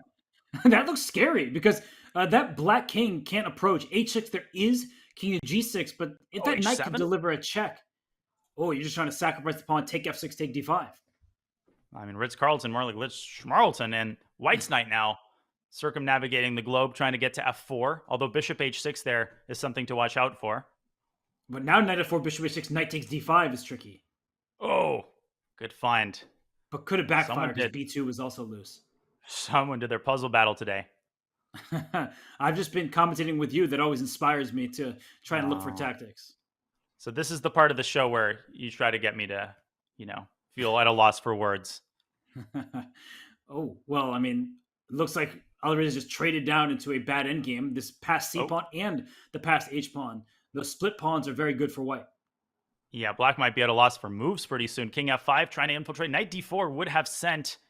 Don't get mated here if you're white. Sometimes you can accidentally sandwich your king between too many obstacles. But can he break through using this h-pawn as bait? Yeah, Baited d4. Why not king f5? Why did he start with bishop c3? I'm confused. That was just a loss of tempo, but he might still win. I mean, I think this pawn might be mightier than black's two passers combined. c6, knight c4. I guess the king moves to e7.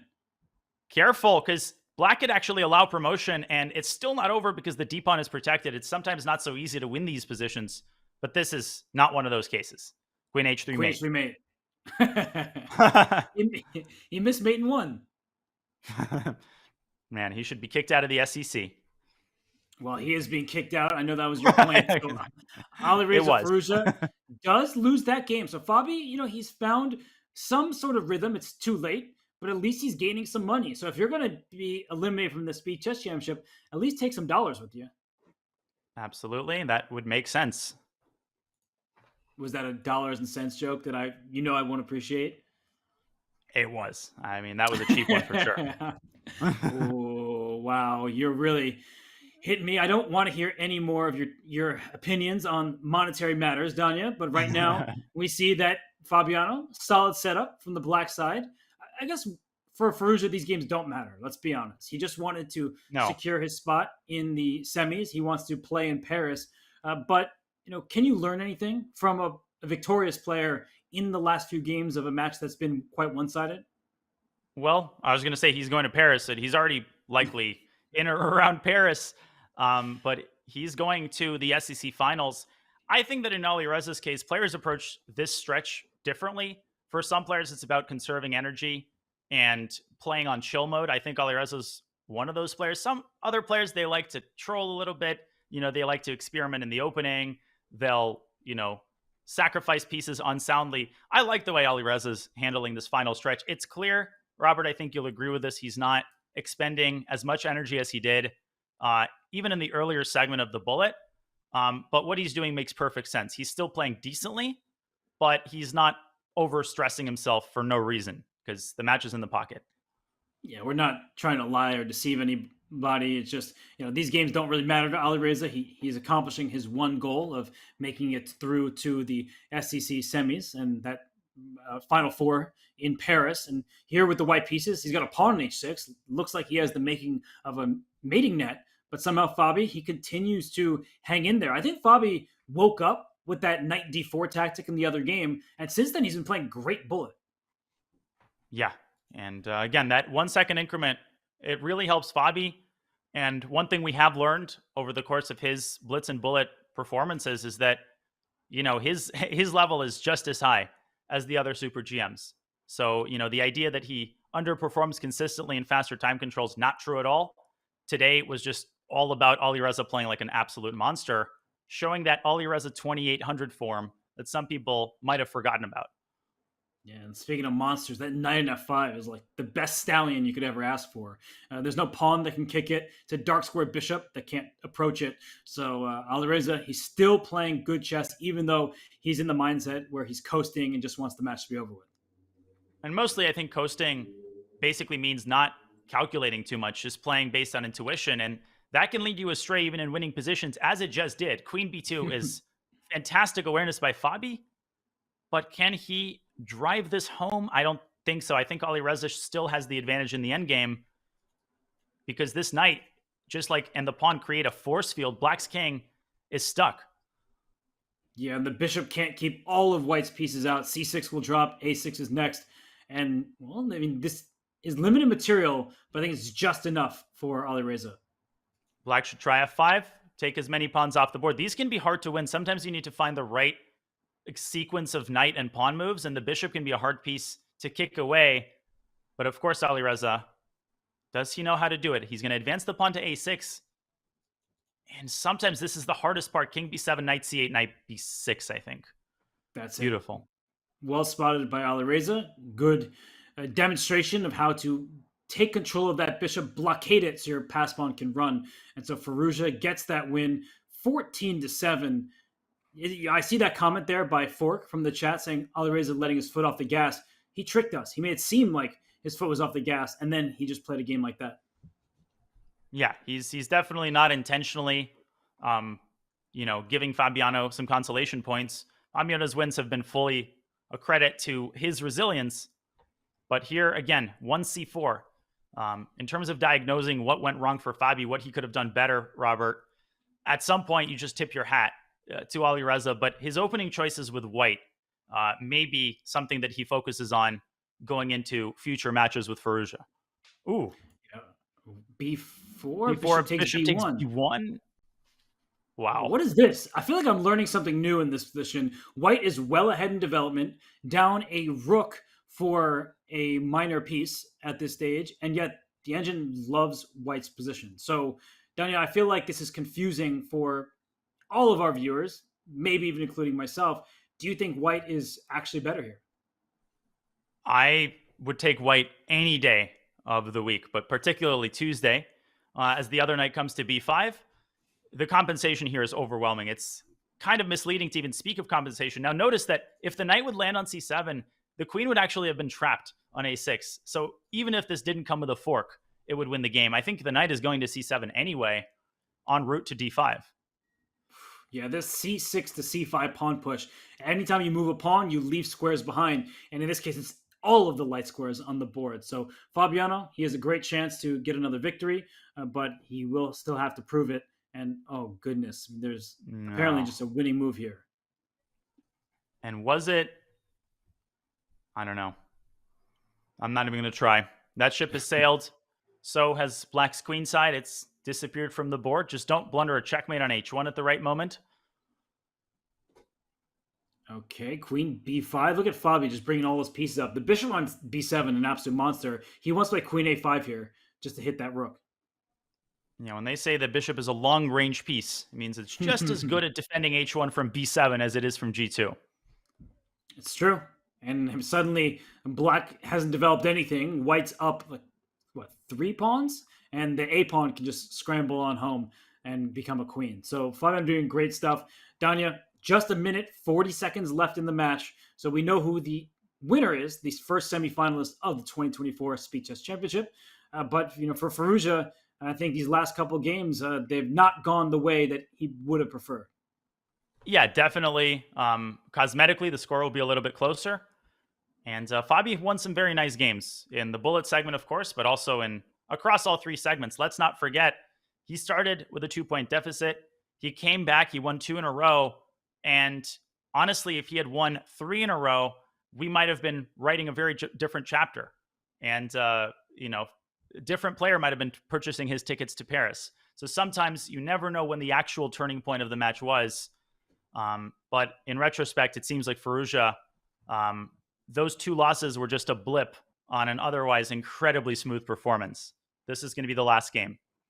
It's the last game. I think both players are relieved that that's the case. For Fabiano, it's his last game in the Speeches Championship. And both commentators. Yes. In all honesty, yes. And for Firouzja, I think that he is just going to celebrate his win, but the action will continue for him in just a month's time, September 6th through 8th in Paris. Everybody who's sitting at home can get involved watching. Oh my goodness, is he just dropping material at this early stage of the game? It looks like Firouzja has fully checked out. Yeah, I mean, DC B4, so B5. Easy clap. Okay, so Firouzja will get the bishop back, but he will drop, or will he even drop a few pawns? But I can't wait for Paris. I can't believe it's less than a month out. I mean, I remember thinking of it as, September, that's a couple months away, but suddenly you can just start counting the weeks. It's going to be super exciting no matter which 3 players join Alireza Firouzja in giving us what is likely to be a very unforgettable show. Yes, Firouzja is the first, but we will see 3 more semifinalists be named in the coming days. Tomorrow's matchup is Hans Niemann against Wesley So. Thursday's action will be Magnus Carlsen against Arjun Erigaisi. And Friday, last but certainly not least in the semifinals, is Hikaru Nakamura against Jan Nepomniachtchi. And Danya, the time, it's hit 0. This is officially the final game of this match. I would not be surprised if we see a rare draw between these 2 fighters because the material, it's liquidating. It looks pretty level. Yeah, there's only been a couple of draws, and the final game ends in peace. But the course of the match has been anything but peaceful. It is over. Alireza Firouzja is going to Paris to play the Speed Chess Championship Finals. He is the first of 4 players who will have that distinct honor. What a smooth match. What a masterful performance, Robert, from start to finish by Alireza Firouzja. He's an absolute beast, and you said it, start to finish. Look at the breakdown. +2 for Firouzja in 5+1, +3 in the 3+1, and even in the bullet when both players kind of stopped really trying as hard because the match was out of hand, he still wins that time segment as well. 14.5, 8.5 final score. Danya, it could have been close at the beginning, but after that stretch in the 3+1, the result of the match was never in doubt. It was never in doubt. It was largely wire to wire, but it's the way he did it that was so impressive. As we zoom in on the bracket, he was in control in his first match against Alexander Grishuk, but even more in control from every perspective against Fabi. Great opening play, just great maturity. Robert, we kept emphasizing how patient he was at the right moment, and just clean play. Very few one-move blunders by Firouzja. He did everything right, and if he continues this form, he is making a serious case for being one of the favorites to win the entire thing and to challenge Magnus, Hikaru, and company. Yeah, he is the first to stamp his ticket. It may only be a train or bus ticket, but still, he will be there in Paris for the Speed Chess Championship Finals. Chat, please let us know what questions you may have for Alireza, because we will have him for an interview on the flip side of this break. He is the first SCC semifinalist. His name is Alireza Firouzja. He's your 2024 Bullet Chess Champion. So ask questions. He will answer them after this break.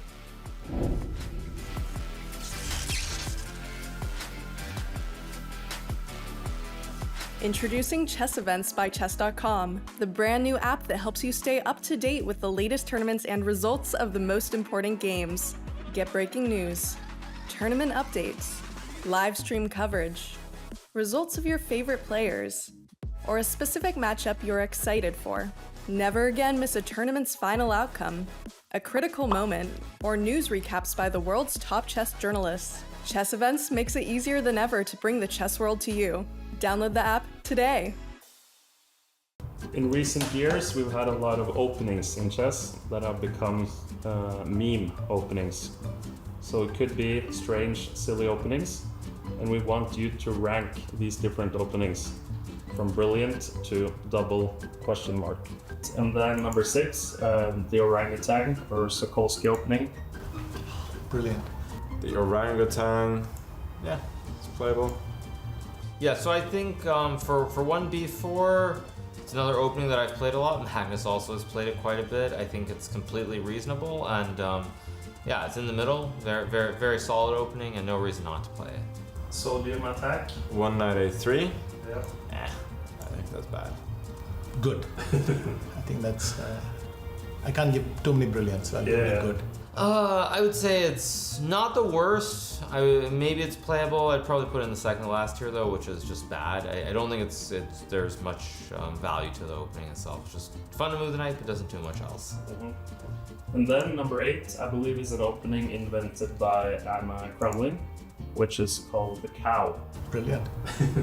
Yeah, so I think as far as the cow opening goes, it's an opening that I would put probably in the second tier of good. I think much like the hippo, it's something that you can play and get to a very high level with it. At a certain point, of course, it's not particularly good if your opponents know what they're doing, but I also played it recently in a Blitz match online, and I did well against the GM, so I think it's probably in the good tier, second tier. I'm tempted to put it in double question mark, but I think it just barely makes it into bad.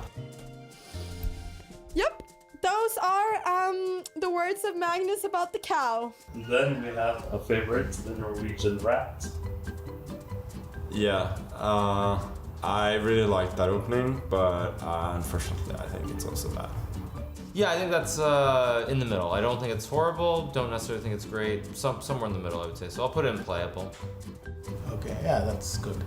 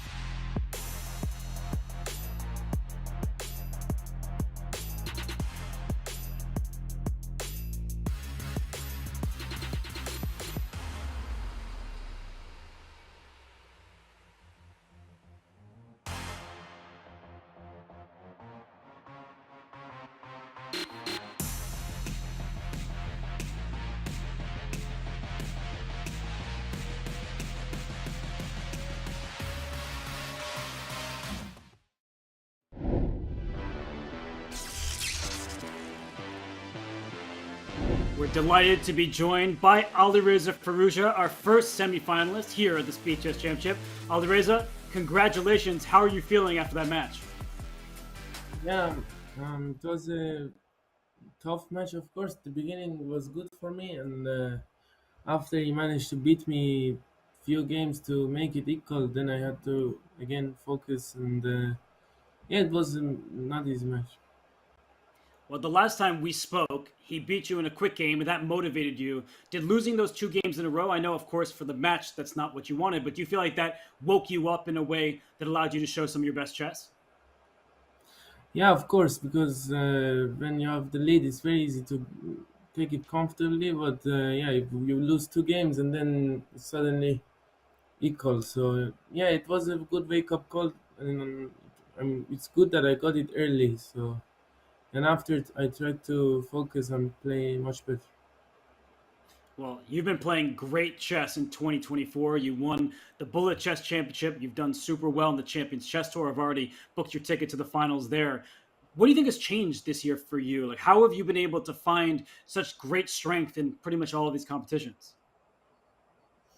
Yeah, I think I just played a lot this year. Last year I didn't play so much. I just played a lot, much more this year. So I think I'm much more sharper, and I'm working a bit more. So all of this combined make my chess going back to 2021-22. It's good.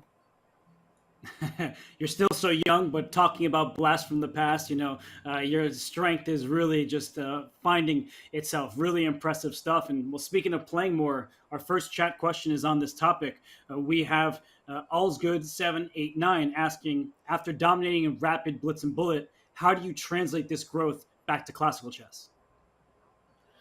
Yeah, it's not easy. We have to play soon in Singfield Cup, so that's very important tournament. And also before that, we play in St. Louis Rapid and Blitz. So we play a lot of Rapid and Blitz. It's not easy, of course, but still better than not playing and being inactive. At least you're playing, you're sharp, and switching is kind of more easier than not playing at all. Are you looking forward to those events in St. Louis? I know it'll be a long month there, but is it fun to be back in the Grand Chess Tour?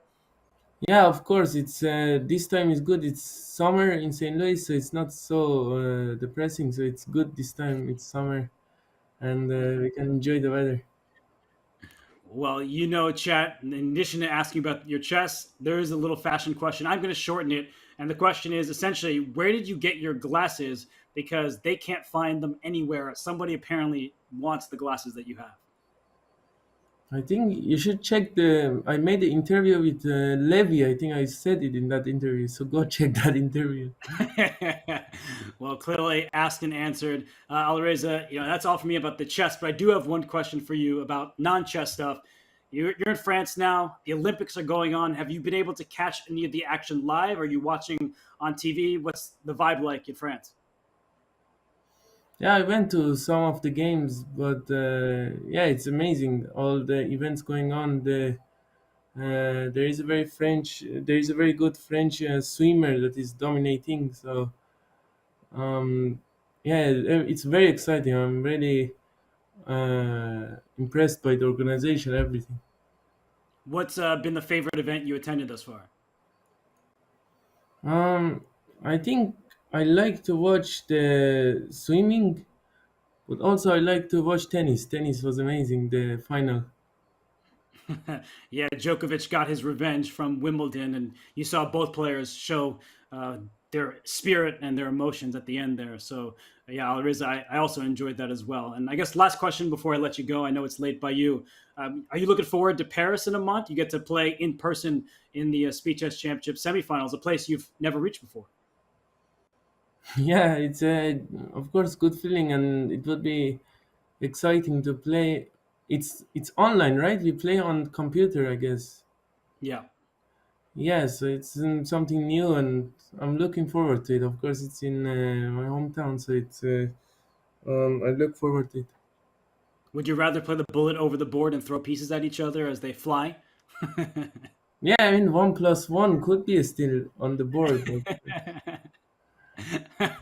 Well, maybe another time for that. But Alireza, huge congratulations, a dominant performance by you. I know you're off to St. Louis next, but we do look forward to seeing you in Paris after that. Thank you. Of course.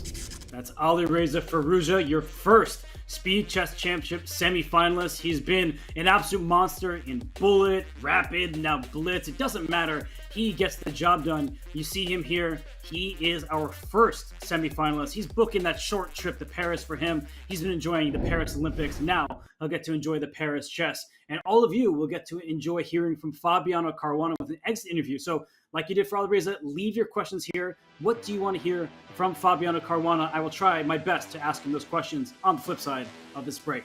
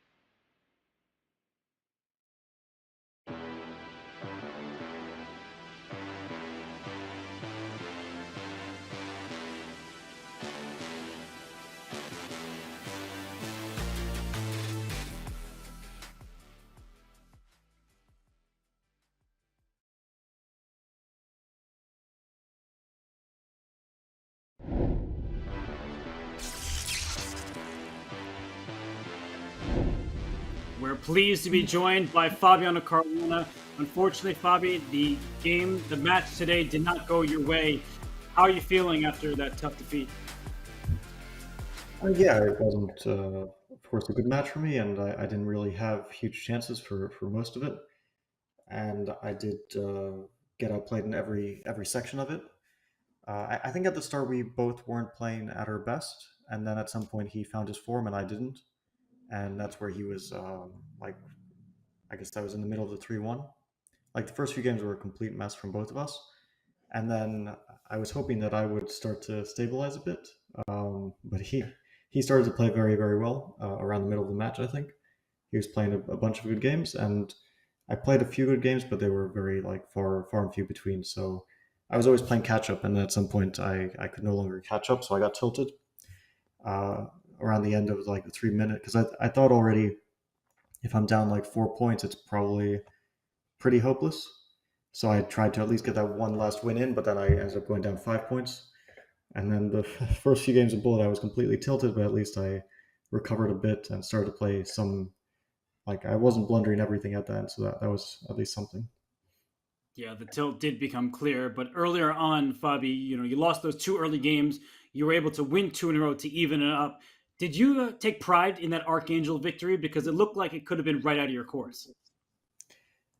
Well, in the course, I'm recommending something else entirely, but yeah, it's a very it's a crazy line that we played, and he sort of knew something about it. It was clear because he was going for the most critical line, but he didn't know everything, and it's very double-edged. Like one side is going to win this position because it's very often Black is just basically getting mated and has to find only moves not to, and on the other hand, Black does have some trumps, so I thought it was a good choice. It was the kind of choice that you can only play for one game, because after he checks it, I'm no longer going to ever play it again.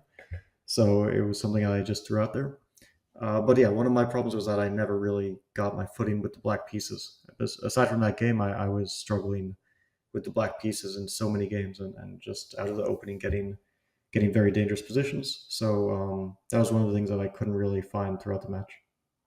And what about the white side? Because you kept reverting to this English where, at least to me and Danya, it didn't seem like you were getting exactly what you wanted. Do you have any regrets with the opening choices from the white side? I really wasn't sure what my approach should be. I thought, yeah, maybe I should play more principled, go for e4, but I kind of just wanted to get a slow game. And I got it in a few games. I mean, the first white game I lost really had nothing to do with the opening. I just blundered my queen in the winning position. Which was probably the first bad sign of the match, that even this position I was not able to win because it was complete control. And of course, Alireza is always tricky, so he's creating some threats, and very often that works out. But still, I shouldn't have fallen for that. But I think with white, I wasn't like too unhappy with things. I think with black was where most of my issues came. I mean, I was trying the Archangel, it kind of worked out a bit, but the sort of martial lines that I played didn't work out at all, and then switching to Sicilian both times was not a success. So, I mean, in Bullet, I at least I thought openings don't matter too much, and that's what it appeared to be. But in the Blitz, yeah, my black openings I think were the real problem. Well, I have a 2-part question for you before I get to the chat questions. You play in the SCC each and every year. So my first question is, do you enjoy it? And the second question is, what do you think it will take for you to make it through to the semifinals? It seems like you've made the quarters a lot, but the opposition, of course, gets super strong by the time you get there. Yeah, I don't enjoy it. That's the first thing. Just because it's so stressful, not because I think the format is bad. I think it's actually a great format, and I like watching it. But it is a very stressful format because you have to play and you have to keep your attention for a few hours without any break. Like in a tournament, you at least have some break between the games, and here it's just one after the other. Instant rematches. I wonder if there's anyone who actually enjoys it, just because it's so difficult and stressful. But watching it is very fun. And in terms of getting to the semifinals, I mean, I am playing very, very tough opponents every time when I'm in the quarterfinal matches. So, of course, the round of 16 is always quite tough. And I'm playing some top players like Noterbeck or Arjun or Alexei Sarana. But usually the semifinals, I'm playing those guys who are favorites to win the entire event. Magnus and Hikaru, obviously, and I've also played Wesley and Alireza, who are at least have a very good shot of getting to the finals and have on occasion. So I'm playing guys who are really suited for this format, and I'm not sure it's my ideal format. It's not maybe what I excel at the most.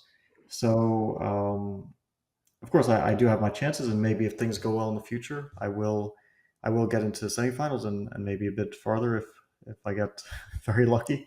But yeah, for now, it's eluded me. Well, I appreciate the transparency, the honesty, and I will throw it to our chat questions now, because our first one is from Zoran Vucenovic, who asks, do you review any of the games played from the Speed Chess Championship, or do you throw them in the quote-unquote backseat? I think these days people are very well prepared even for Blitz, and we are playing real openings that it is kind of important to review them from an opening point of view. And we saw that like Alireza was playing very, very principled chess, very principled openings. Maybe I was playing less so, but a lot of the openings were quite topical and quite relevant. And when it came to my match against Caruana, for example, I did review the games quite a bit, and I intend to do the same with this match. Appreciate it. And our second question is from Mikhail, who asks, who do you want to win this event? Well, I don't really have much preference. I guess I'll pick Alireza because he knocked me out, so I might as well hope that he goes all the way. But I don't really have many, let's say, favorites in terms of who's going to win a tournament if it's not me. Well, obviously, it's been all Magnus and Hikaru in the Speed Chess Championship. They're the only two who have won it. Do you think Alireza, for example, has a legit shot? Do you think he's that much of an underdog against those other two? I think he has a legit shot. I mean, by the results, you can say he's an underdog, but I do think it's very close, and he has shown the ability to beat, well, I don't know about Hikaru, but definitely Magnus in matches. Of course, different format, but I don't know if Hikaru and him have played many matches, so that will also be interesting. I don't see it as like someone being a huge favorite. I mean, Magnus, generally speaking, I would consider a favorite against everyone. But we did see 2 years ago that Hikaru was putting up not only a good fight, but leading the match for the entirety of it, and eventually taking it home. And even last year, when he lost, it was still very close. So, you know, I think there is a tendency for these matches, if both players are in form or if both players are potentially not at their best, that you could see a very close affair. And that goes not only for Alireza, but also I think Wesley can keep it very close. Although still we have the quarterfinal matches, so nothing is guaranteed. I mean, we could see some surprises in the semifinals. That's always a possibility. Well, I appreciate your insights there. And Fabi, last question. I have so many for you, but this is the one I'll leave you with. You're off to, or maybe staying in St. Louis for the upcoming Grand Chess Tour events. Are you looking forward to getting back over the board? Yeah, I am. And these are very important events for me because the Grand Chess Tour is still a very competitive race. I mean, we're all very closely together in terms of scores.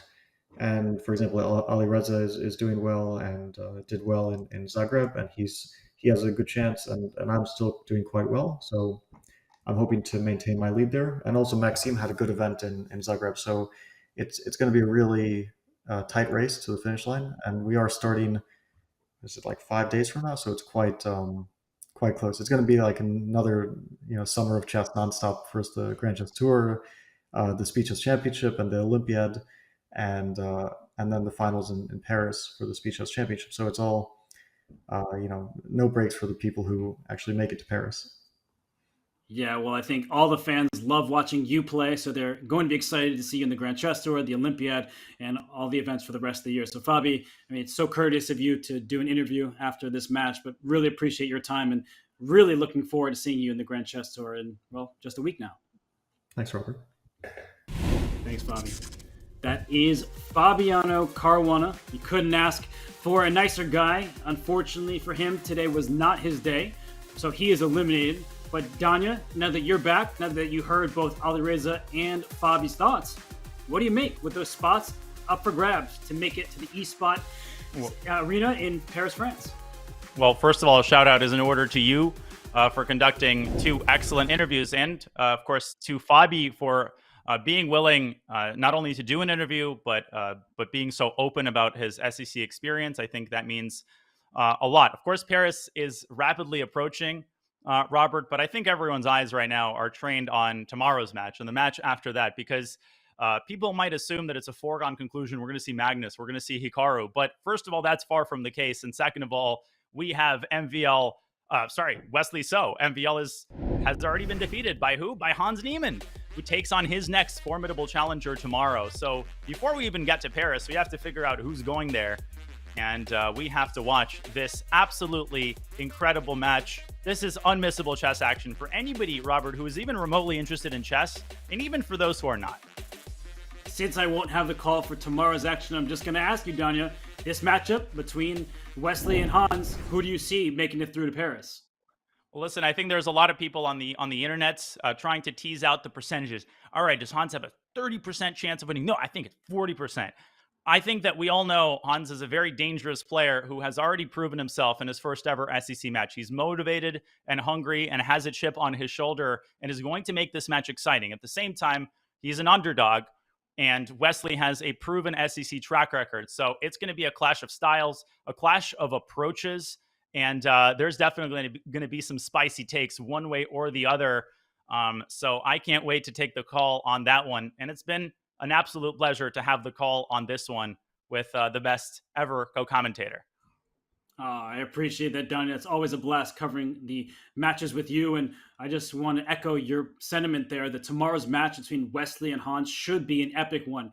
Fabi called it the summer of nonstop chess. Hans, I think, is playing against Anish Giri over the board and then immediately going to play against Wesley So online. So it's just nonstop action for everybody. Thank you so much for tuning in. And we hope to see some of you in Paris for the live finals, the Speed Chess Championship 2024. It gets going in the quarterfinals tomorrow and Thursday and Friday, but then we will see you all in Paris, France, September 6th to 8th. So get your tickets, join us, and we will see you tomorrow for Wesley versus Hans.